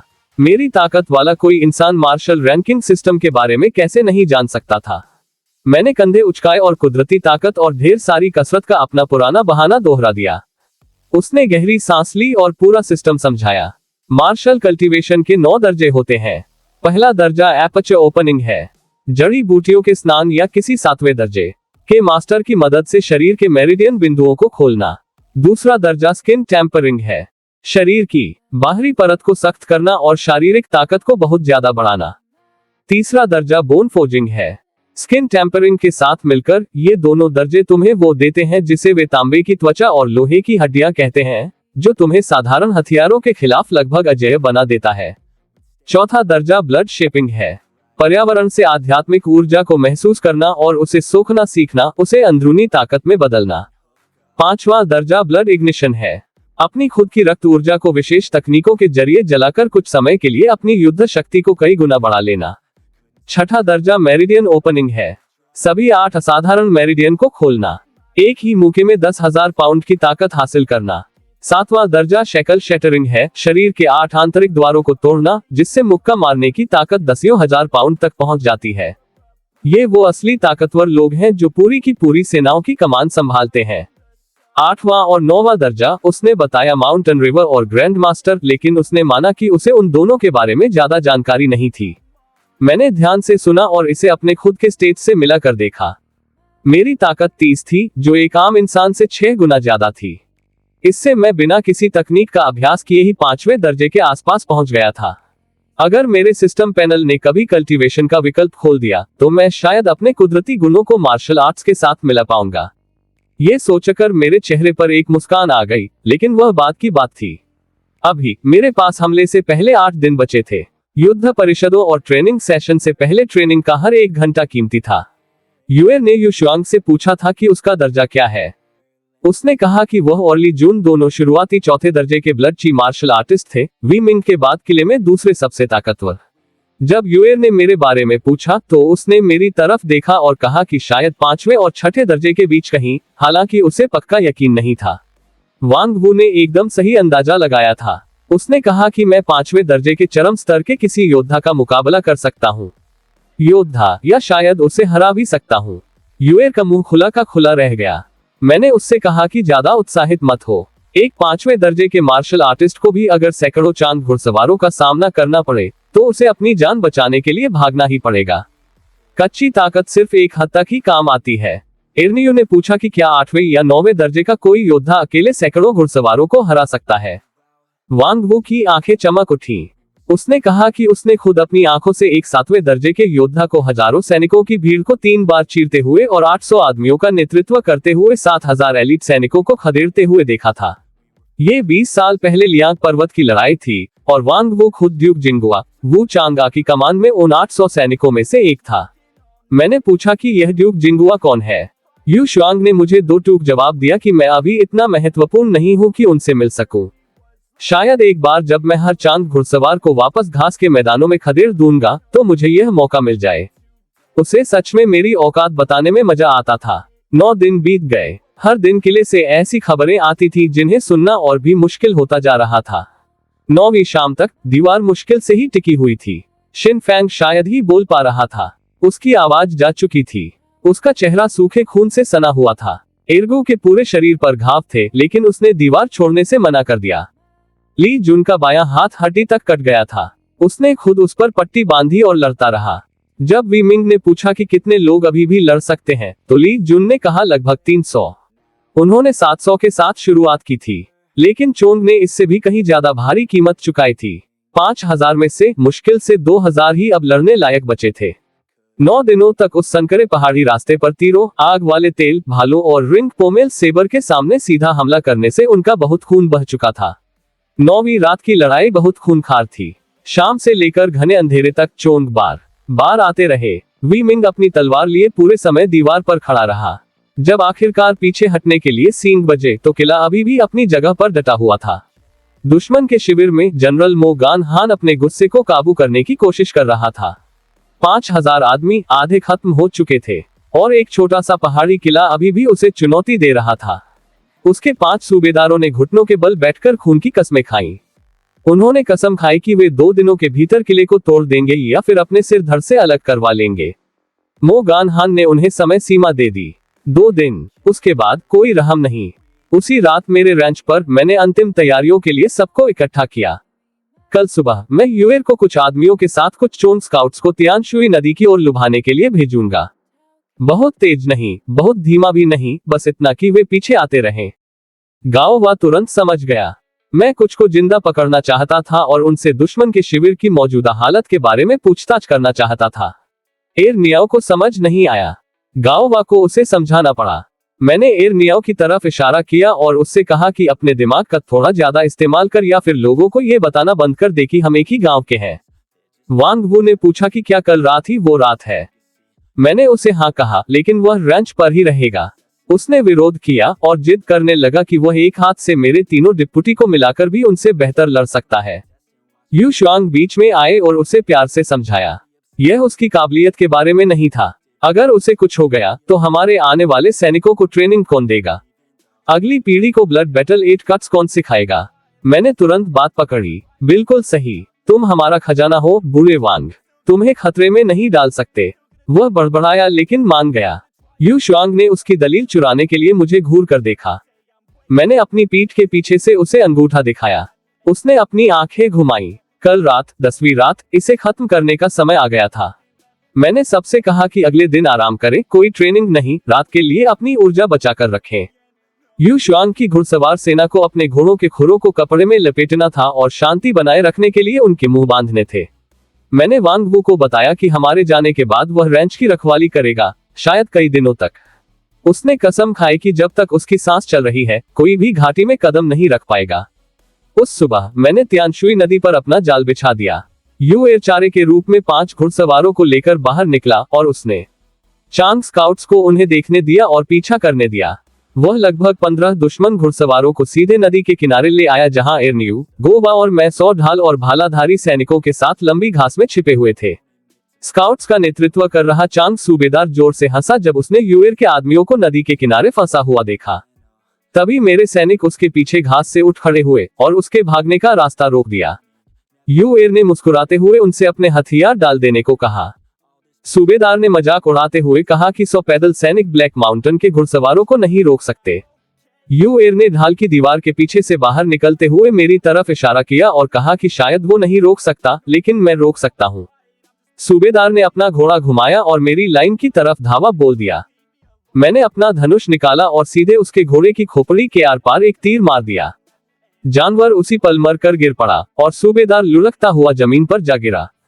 चांग एन और कुछ सैनिकों ने उसके खड़े होने से पहले ही उसे बांध दिया। एक घुड़सवार अपनी तलवार उठाए मेरी तरफ दौड़ा। मैं उछला, अपनी रिंग पोमेल सेबर निकाली और एक ही वार में उसका सिर धड़ से अलग कर दिया। मैंने तीरंदाजों को आदेश दिया कि वे घोड़ों पर निशाना लगाएं, सवारों पर नहीं। दर्जनों तीरों ने हर एक जानवर को गिरा दिया। सभी 15 स्काउट जमीन पर आ गिरे। मैं घोड़े पर सवार होकर उनके बीच घुस गया, हाथ में तलवार लिए, और जो भी विरोध करता उसे काट डाला। कुछ ही पलों में आधे से ज्यादा मारे गए। बचे हुए 5 लोगों ने मेरी तरफ देखा। मैं उनके साथियों के खून से सना हुआ था, मेरी तलवार से खून टपक रहा था और उन्होंने अपने हथियार डाल दिए। यू शुआंग हंसी और बोली, चोंग योद्धाओं के कभी आत्मसमर्पण न करने वाली बात बस इतनी ही थी। मैंने बचे हुए लोगों को बंधवा दिया और सबूत छिपाने के लिए मरे हुए घोड़ों और लाशों को नदी में फिंकवा दिया। हम 6 कैदियों को वापस रैंच ले आए। मैंने उन्हें वांग वू को सौंप दिया और कहा कि मुझे दुश्मन के शिविर के बारे में सब कुछ जानना है। सूबेदार चिल्लाया कि वे ब्लैक माउंटेन को कभी धोखा नहीं देंगे। वांग वू मुस्कुराया, एक ऐसी मुस्कान जिसे देखकर रोंगटे खड़े हो जाते हैं, और बोला कि महान शिन राजवंश के पास यातना देने के 108 तरीके हैं। उसने कैदियों से कहा कि वह उम्मीद करता है कि वे चुप ही रहेंगे, क्योंकि इस तरह मजे का समय और लंबा चलेगा। सूबेदार तो वांग वू के शुरू करने से पहले ही टूट गया। उसने कहा कि वह हमें सब कुछ बता देगा। मैं वांग वू को उसके काम पर छोड़कर यू शुआंग के केबिन की ओर चला गया ताकि आज रात की योजना को अंतिम रूप दे सकूं। 10वीं रात आ गई थी। केबिन में वांग वू द्वारा कैदियों से उगलवाई गई सारी जानकारी सुनने के बाद मैंने योजना सामने रखी। दुश्मन के शिविर का उत्तर पूर्वी कोना उनका रसद डिपो था, जहां अनाज, हथियार और चारा रखा था, और वही उनका सबसे कमजोर हिस्सा था। मैंने आदेश दिए, हम रात के आखिरी पहर में आगे बढ़ेंगे। हर सैनिक चुप रहने के लिए अपने दांतों के बीच एक लकड़ी का टुकड़ा दबा कर रखेगा। हर घोड़े के खुरों पर कपड़ा बंधा होगा और मुंह पर जाली लगी होगी। यू शुआंग और मैं 100 घुड़सवारों का नेतृत्व करेंगे। एरन्यू ढाल और भालाधारी सैनिकों की कमान संभालेगा। गांव व तलवार और धनुष वाले लड़ाकों को ले जाएगा। हम शिविर के उत्तर पूर्वी हिस्से से 3 मील दूर रुकेंगे। घुड़सवार सबसे पहले हमला करेंगे, उसके तुरंत बाद पैदल सेना अपनी फॉर्मेशन में आगे बढ़ेगी। मैंने साफ कर दिया कि हमारा मुख्य लक्ष्य उनके रसद को जलाना था। लोगों को मारना हमारा दूसरा काम था। अगर हमने उनका खाना और साजो सामान नष्ट कर दिया, तो उनके पास पीछे हटने के अलावा कोई विकल्प नहीं बचेगा। ये लड़ाई निंगशान किले की किस्मत तय करेगी। सबके तैयारी करने जाने के बाद यू शुआंग वहीं रुकी रही और उसने मुझसे सीधे पूछा कि मुझे सच में कितना यकीन था। मैं उसके चेहरे के करीब झुका और पूछा कि क्या उसे डर लग रहा है। उसने मुंह फेर लिया, उसके कान लाल हो रहे थे और उसने झल्लाते हुए कहा कि वह अपनी जिंदगी में कभी किसी चीज से नहीं डरी है। मैं वापस अपनी जगह पर बैठा और उसे ईमानदारी से बताया कि 10 में से 6 या 7। उसने कहा कि हमारे 300 के मुकाबले 2000 की आंख घुड़सवारों का होना बहुत खराब स्थिति थी। मैंने उससे कहा कि इससे कोई फर्क नहीं पड़ता, हम बस हाथ पर हाथ धरे बैठे रहकर किले को गिरते हुए नहीं देख सकते थे। उसने खुद को कोसा, कहा कि अगर उसके पास 3 महीने का समय होता तो वह किसी भी कियांग इकाई को टक्कर देने लायक घुड़सवार सेना बना सकती थी। मैंने उससे कहा कि वह दिन भी आएगा। आधी रात के घने अंधेरे में हम आगे बढ़े। 300 सैनिक अंधेरे को चीरते हुए आगे बढ़ रहे थे, एक काले सांप की तरह, और दुश्मन के शिविर से 3 मील उत्तर पूर्व में पेड़ों की कतार तक पहुंच गए। यूएर ने पुष्टि की कि आसपास कहीं भी कियांग के स्काउट्स नहीं थे। मैंने घुड़सवारों को अपने घोड़ों को आगे पैदल ले जाने को कहा। 200 मीटर की दूरी पर घोड़ों पर सवार होकर पूरी रफ्तार से धावा बोलना था। यू शुआंग और मैं पहले पैदल आगे गए। हम रेंगते हुए शिविर के चारों ओर की लकड़ी की बाड़ तक पहुंचे और खंभों के एक हिस्से के चारों ओर रस्सियां बांध दी। फिर हम दौड़कर अपने घोड़ों के पास वापस आ गए।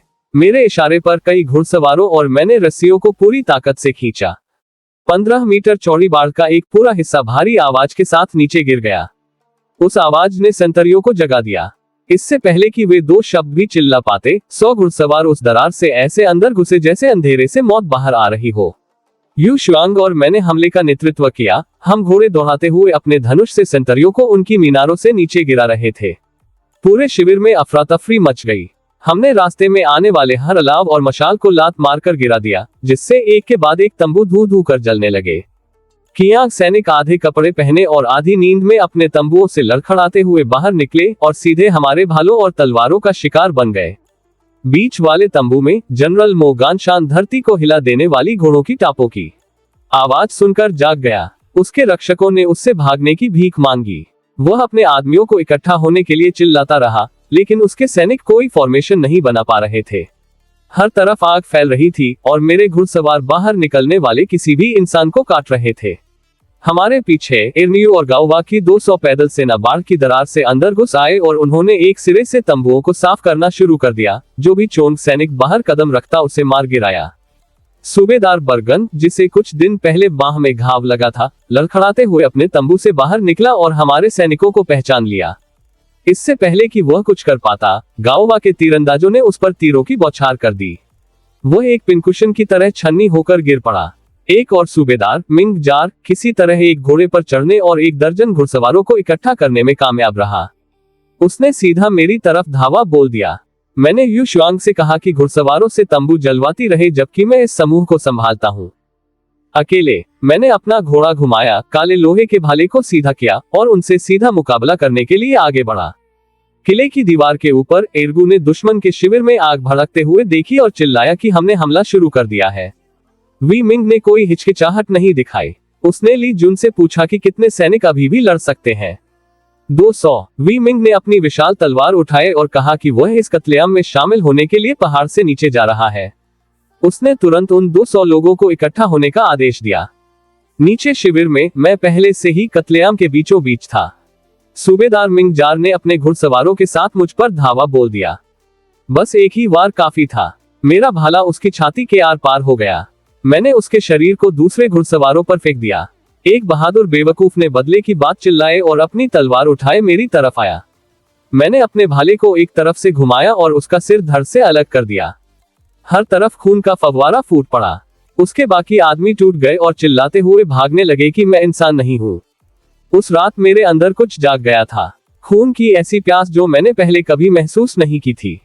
मेरे भाले का हर एक वार जानलेवा था। मेरे 5 मीटर के दायरे में आने वाला हर चोंग सैनिक मारा गया। सूबेदार यीसूदा ने अपने आदमियों को बीच वाले कमांड टेंट के पास इकट्ठा करने की कोशिश की। मैंने उसे देख लिया और हमला कर दिया। उसके रक्षकों ने मुझे रोकने की कोशिश की। मैंने बिना अपनी रफ्तार कम किए एक के बाद एक उन्हें मार गिराया। यीसूदा ने मुझे अपने आदमियों को काटते हुए देखा और जनरल एमो गानशान की तरफ भाग गया। यूएर लगभग 30 घुड़सवारों के साथ आ पहुंचा। यू शुआंग ने उसे मेरी मदद करने के लिए भेजा था, जबकि वह मुख्य घुड़सवार सेना का नेतृत्व करते हुए इर्नियू और गावा को शिविर साफ करने में मदद कर रही थी। यहाँ तक कि यूएर भी डरा हुआ लग रहा था। उसने कहा कि उसने मुझे पहले कभी इस रूप में नहीं देखा था। मैंने उसे मेरे पीछे आने को कहा और सीधा दुश्मन के कमांड एरिया पर धावा बोल दिया। एमो गानशान अपने तंबू के बाहर खड़ा था, जिसके चारों ओर 100 से ज्यादा घुड़सवार जमा थे, जो शिविर में बची हुई आखिरी संगठित टुकड़ी थी। येसुदा ने मेरी तरफ इशारा किया और जनरल को बताया कि मैं पहले ही उसके 2 सूबेदारों को मार चुका हूं। एमो गानशान ने मुझे मारने वाले को 1000 आदमियों के कप्तान का पद देने का ऐलान कर दिया। 100 चांद घुड़सवार अपनी युद्ध की दहाड़ लगाते हुए एक साथ हमारी तरफ टूट पड़े। जमीन कांप उठी। यूएर और उसके 30 घुड़सवार डर गए। मैं नहीं डरा, मैं सीधा उनके बीच में घुस गया। मेरे भाले के एक ही वार से 3 सिर एक साथ रात के आसमान में उड़ गए। उनका हमला लड़खड़ा गया। यूएर ने अपने आदमियों को भाले फेंकने के लिए चिल्लाया। हवा में 30 से ज्यादा लोहे के भाले उड़ते हुए आए और 1 दर्जन से ज्यादा घुड़सवारों के आर पार हो गए, जिससे दुश्मन की फॉर्मेशन का पूरा जोर टूट गया। मैं अकेला ही उनके बीच में घुस गया, काले लोहे के भाले को किसी बवंडर की तरह घुमाते हुए। जो कोई भी मेरे भाले की पहुंच में आया, वो मारा गया। 1 मिनट से भी कम समय में मैंने खुद 30 या 40 आदमियों को मार गिराया था। यूएर के घुड़सवारों ने दोनों तरफ से हमला कर दिया और एक के बाद एक उन्हें काटते चले गए। एमो गानशान को अपनी आंखों पर यकीन नहीं हो रहा था। उसने पीछे हटने के लिए चिल्लाया। बचे हुए कुछ दर्जन घुड़सवार शिविर के गेट की तरफ भागे और वहां वी मिंग को उनका इंतजार करते हुए पाया। किले के 200 सैनिक, 100 ढाल भाले वाले और 100 तीरंदाज गेट के बाहर एकदम सही फॉर्मेशन में खड़े थे। वी मिंग ने आदेश दिया और भागते हुए घुड़सवारों पर 100 तीरों की बारिश हो गई। आधे से ज्यादा अपनी काठी से नीचे गिर पड़े। बाकी घबराकर दक्षिण पूर्व की ओर भाग गए। 1 दर्जन अंगरक्षकों से घिरा हुआ एमो गानहान दक्षिण पूर्व की ओर अंधेरे में भाग गया। उसके पीछे उसका पूरा शिविर जल रहा था। उसकी सेना तबाह हो चुकी थी। मैं नहीं रुका। यू शुआंग के घुड़सवारों को पीछे छोड़ते हुए मैंने बिना रुके भागते हुए एमो गानहान के समूह का पीछा किया। जलते हुए शिविर में वापस वी मिंग अंदर से यू शुआंग, एर्नियो और गावा से मिला। उसने पूछा कि मैं कहां हूं। वी मिंग ने उससे बताया कि मैं लिंचिंग काउंटी की तरफ दक्षिण पूर्व की ओर जाने वाले दुश्मन जनरल के पीछे गया हूं, जहां मुख्य ब्लैक माउंटेन आर्मी ने डेरा डाला हुआ था। उसने इजाजत का इंतजार नहीं किया, बस वी मिंग से कहा कि वह शिविर की सफाई का काम खत्म करे और अपने बचे हुए घुड़सवारों के साथ मेरे पीछे दौड़ पड़ी। मैंने एमो गानहान के समूह को जल्दी ही पकड़ लिया। उसने मुझे रोकने के लिए अपने आखिरी 2 सूबेदारों बाटेली और येसुदा को मेरी तरफ फेंक दिया। आज रात की हत्याओं ने मुझे 1 दर्जन से ज्यादा गुण बिंदु दिए थे। मेरी ताकत और रफ्तार इतनी बढ़ गई थी जो मैंने पहले कभी महसूस नहीं की थी। दोनों सूबेदार अपनी तलवारों के साथ दोनों तरफ से मुझ पर टूट पड़े। 2 बार 2 गले कट गए। खून उनकी उंगलियों के बीच से बहने लगा तो उन्होंने अपनी गर्दन पकड़ ली, फिर एक साथ अपने घोड़ों से नीचे गिर पड़े। उन्होंने मुश्किल से ही मेरे भाले को चलते हुए देखा था। मैंने अपने घुड़सवारों से कहा कि उनके सिर ले लो और पीछा करना जारी रखो। हमने एमो गानहान का पीछा लिंचिंग काउंटी के बाहरी इलाके तक किया, जहां 10,000 से ज्यादा सैनिकों वाला मुख्य ब्लैक माउंटेन शिविर लगा हुआ था। एमो गानहान ने गेट के पहरेदारों को गेट खोलने के लिए चिल्लाया। शिविर के सींग बजने लगे। क्षितिज पर आग जल उठी। यहां तक कि लिंचिंग की शहर की दीवारों पर मौजूद रक्षक भी जाग गए और अपनी जगहों पर भागने लगे। उन्हें लगा कि कोई हमला होने वाला है। एमो गानहान गेट पर लगातार चिल्ला रहा था। वह इतनी जल्दी नहीं खुल रहा था। मैं उसके ठीक पीछे 20 मीटर की दूरी पर पहुंच गया। मेरा खून से सना भाला आग की रोशनी में चमक रहा था। उसके अंगरक्षकों ने मेरा सामना करने के लिए घोड़े घुमाए। उनमें से 1 दर्जन ने मुझ पर धावा बोल दिया। मैं एक ही झटके में उनके बीच से निकल गया। लाशें काठी से दाएं बाएं गिरती जा रही थी। एमो गानहान 10 मीटर आगे था, अभी भी चिल्ला रहा था। मैंने अपना भाला सीधा किया और दे मारा। काले लोहे के भाले की नोक उसकी पीठ को चीरते हुए उसकी छाती के आर पार हो गई। वह चीखा और अपने घोड़े से नीचे गिर पड़ा। मैं नीचे उतरा, उसकी बेल्ट से सोने का कमांड मेडल निकाला, जिस पर 10,000 आदमियों का कमांडर एमो गानहान लिखा था और जिसके पीछे पहाड़ का एक निशान बना था। जब तक यू शुआंग अपने 100 घुड़सवारों के साथ वहां पहुंची, मैं ब्लैक माउंटेन शिविर के गेट से 100 कदम की दूरी पर अपने घोड़े पर बैठा था और मेरे हाथ में वह मेडल था। मैंने उसे उसकी तरफ उछाला। उसने उस पर लिखी इबारत पढ़ी और उसकी आंखें चौड़ी हो गईं। एक 10,000 आदमियों का जनरल। महान शिन के सैन्य कानून में इस रैंक के दुश्मन कमांडर को मारने से आपको एक कुलीन उपाधि मिल सकती है। मैंने यू को बुलाया और उससे एमो गानहान का सिर काटने को कहा। हम घर जा रहे थे, तभी शिविर के सींगों की आवाज बदल गई। यू शुआंग ने उस इशारे को पहचान लिया। घुड़सवार सेना की तैनाती। गेट पूरी तरह से खुल गए। सैकड़ों घोड़ों के खुरों की आवाज अंदर गूंजने लगी। उसने कहा कि हमें अभी निकलना होगा। मैंने उससे कहा कि वह सबको लेकर वहां से चली जाए, मैं पीछे हटने वालों को कवर करने के लिए रुकूंगा। उसने मना कर दिया।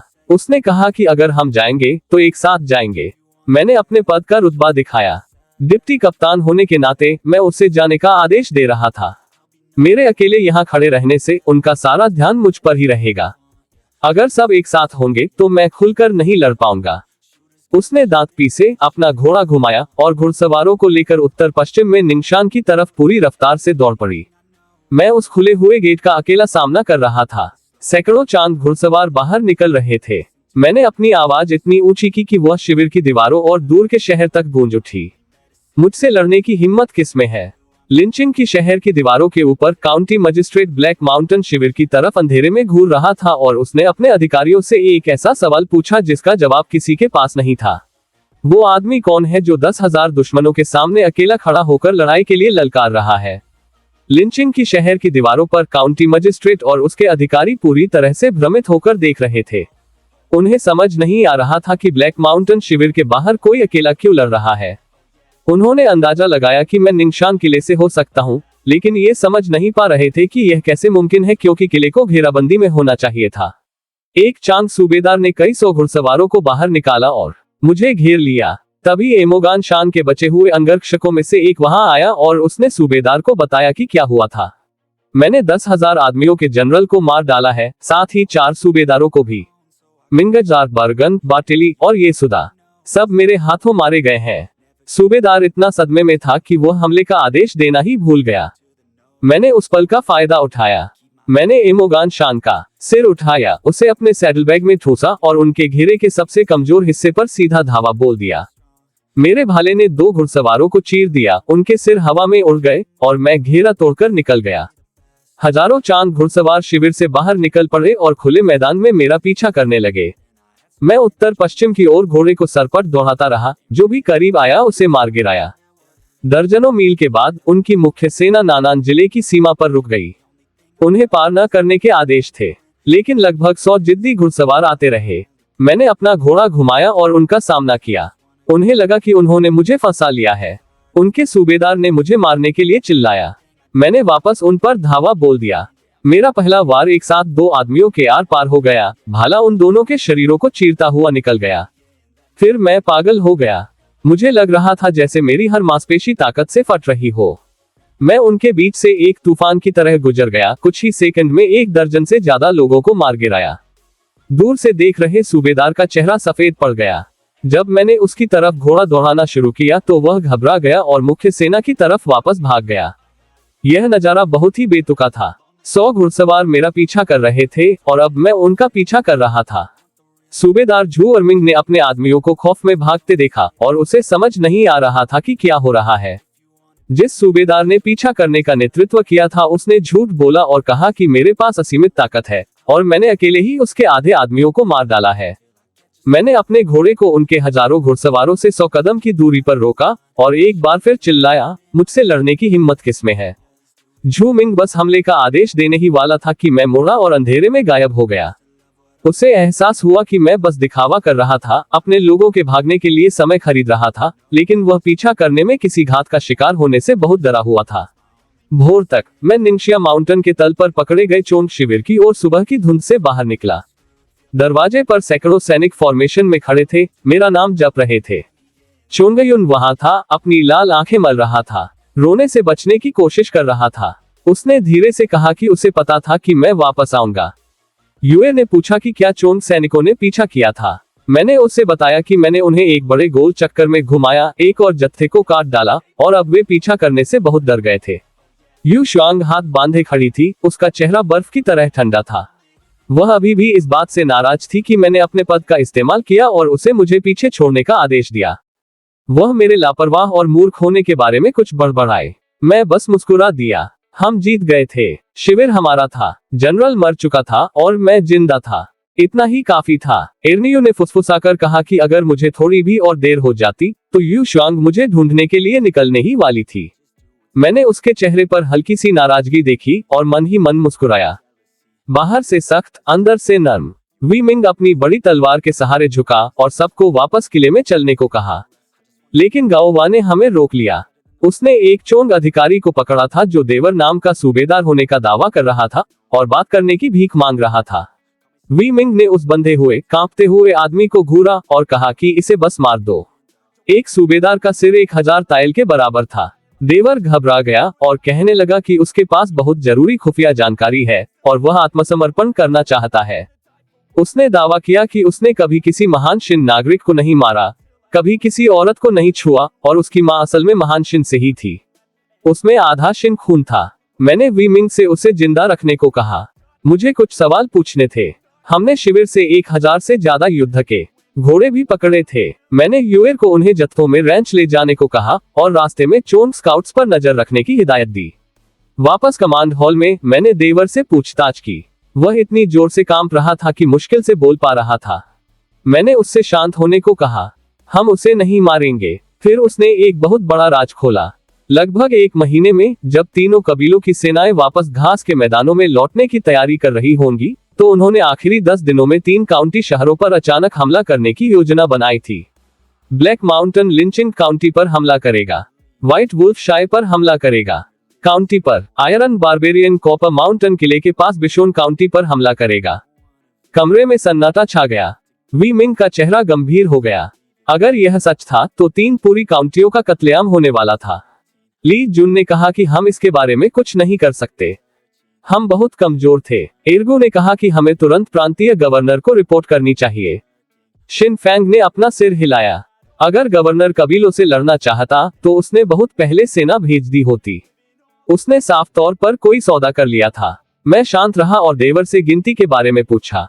ब्लैक माउंटेन कुल 20,000 लाया था। 5,000 निंगशान आए थे, जिससे लिंचिंग के बाहर 15,000 बच गए थे। आयरन बारबेरियन के पास भी 20,000 थे। व्हाइट वुल्फ 30,000 लाया था। पूरे अंशी जिले में कुल 70,000 चोंग योद्धा। एर्गु तो अपनी कुर्सी से गिरते गिरते बचा। कोई अचरज नहीं कि गवर्नर क्यों नहीं लड़ेगा। फिर देवर ने इससे भी बुरी बात बताई।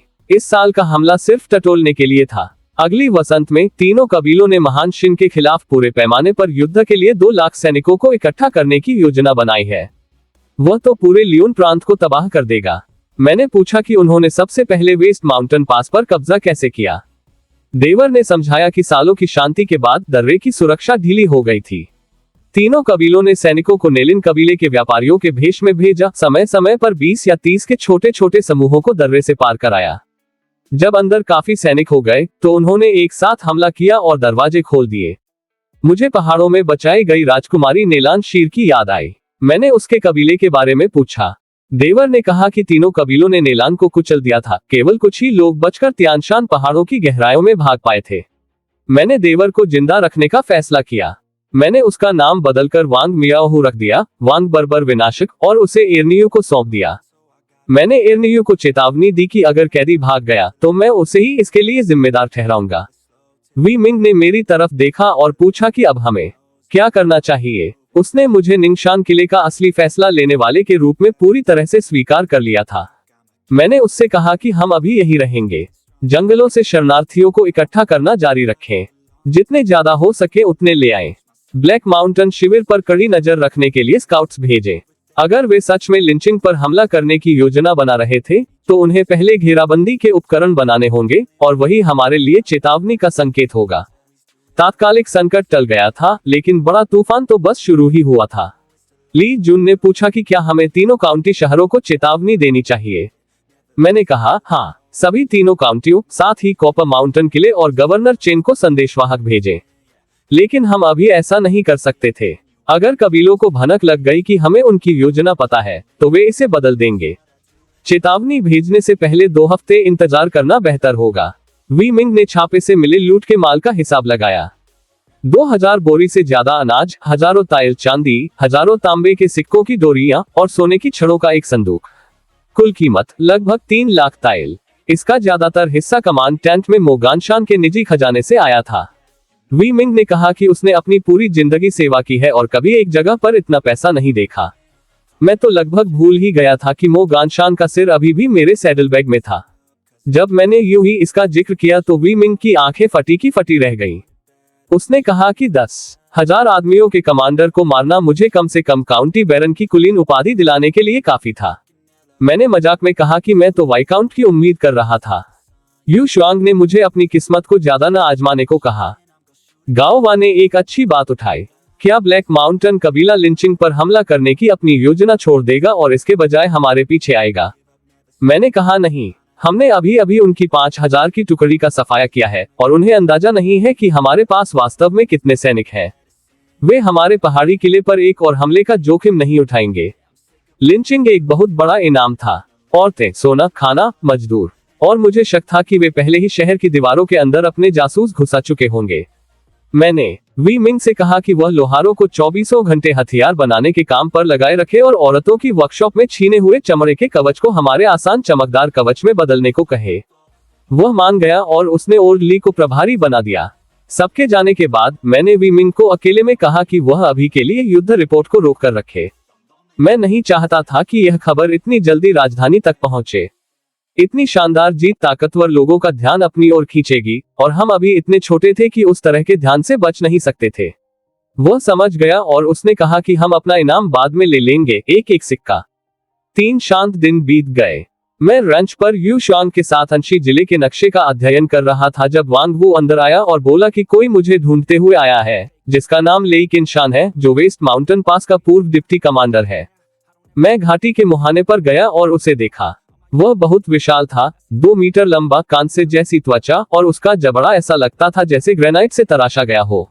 वह एक घुटने के बल बैठ गया और मुझे अपनी कहानी सुनाई। जब दर्रा गिर गया तो वह अपने बचे हुए सैनिकों के साथ लड़ता हुआ बाहर निकल आया और चोंग शिकारियों और शाही सजा दोनों से छिपने के लिए पहाड़ों में भाग गया। उसने हमारी 2 जीतों के बारे में सुना था और अपनी सेवाएं देने आया था। वी मिंग ने उसे मेरे पास भेजा था। 800 सीमा सैनिक, असली अनुभवी, कोई नए रंगरूट नहीं, हमारे साथ जुड़ना चाहते थे। लेकिन मैं तुरंत समझ गया कि वी मिंग क्या कर रहा था। तकनीकी रूप से ये आदमी अपराधी थे। वेस्ट माउंटेन पास को खोना मौत की सजा वाला अपराध था। उन्हें पनाह देने का मतलब था कि मैं शाही कानून के भगोड़ों को पनाह दे रहा था। अगर कुछ गलत हुआ तो उनके साथ मेरा सिर भी धड़ से अलग कर दिया जाएगा। इसे कारगर बनाने का एकमात्र तरीका इतनी बड़ी जीत हासिल करना था कि दरबार सब कुछ नजरअंदाज कर दे, और जीत और दुश्मन के सिर और महिमा इतनी कि 800 माफीनामों का सौदा किया जा सके। मैंने मेरे सामने घुटने टेके लेई किनशान की ओर देखा। 800 युद्ध में तपे हुए सीमा सैनिक, असली योद्धा जो सालों से चोंद घुड़सवारों से लड़ रहे थे। रंच और किले में मेरी बढ़ती ताकतों के साथ मिलकर ये सब कुछ बदल देगा। मैंने अपना फैसला कर लिया। तुम्हारे 800 आदमी, मैं उन सबको साथ लूंगा। लेई किनशान के चेहरे पर राहत की सांस छा गई। उसने कसम खाई कि वह और उसके भाई बिना किसी हिचकिचाहट के आग और पानी में से भी मेरे पीछे चलेंगे। मैंने लेई किनशान से पूछा कि उसके कितने आदमी घुड़सवारी कर सकते हैं। उसने कहा कि उनमें से ज्यादातर कर सकते हैं। फिर उसने एक और चौंकाने वाली बात बताई। उसके 800 सैनिकों के अलावा पहाड़ों में 3000 से ज्यादा गांव वाले भी छिपे हुए थे। वी मिंग ने उससे मुझसे पूछने को कहा था कि उनका क्या करना है। 3000 शरणार्थी। जब लेई ने समझाया कि ज्यादातर मजबूत युवा पुरुष थे और केवल कुछ ही बुजुर्ग और महिलाएं थीं, तो मैंने जल्दी से अपना फैसला सुनाया। सबसे मजबूत 1000 लोगों को चुनो और उन्हें रेंच पर भेज दो। बाकी 2000 निंगशान किले में जाएंगे।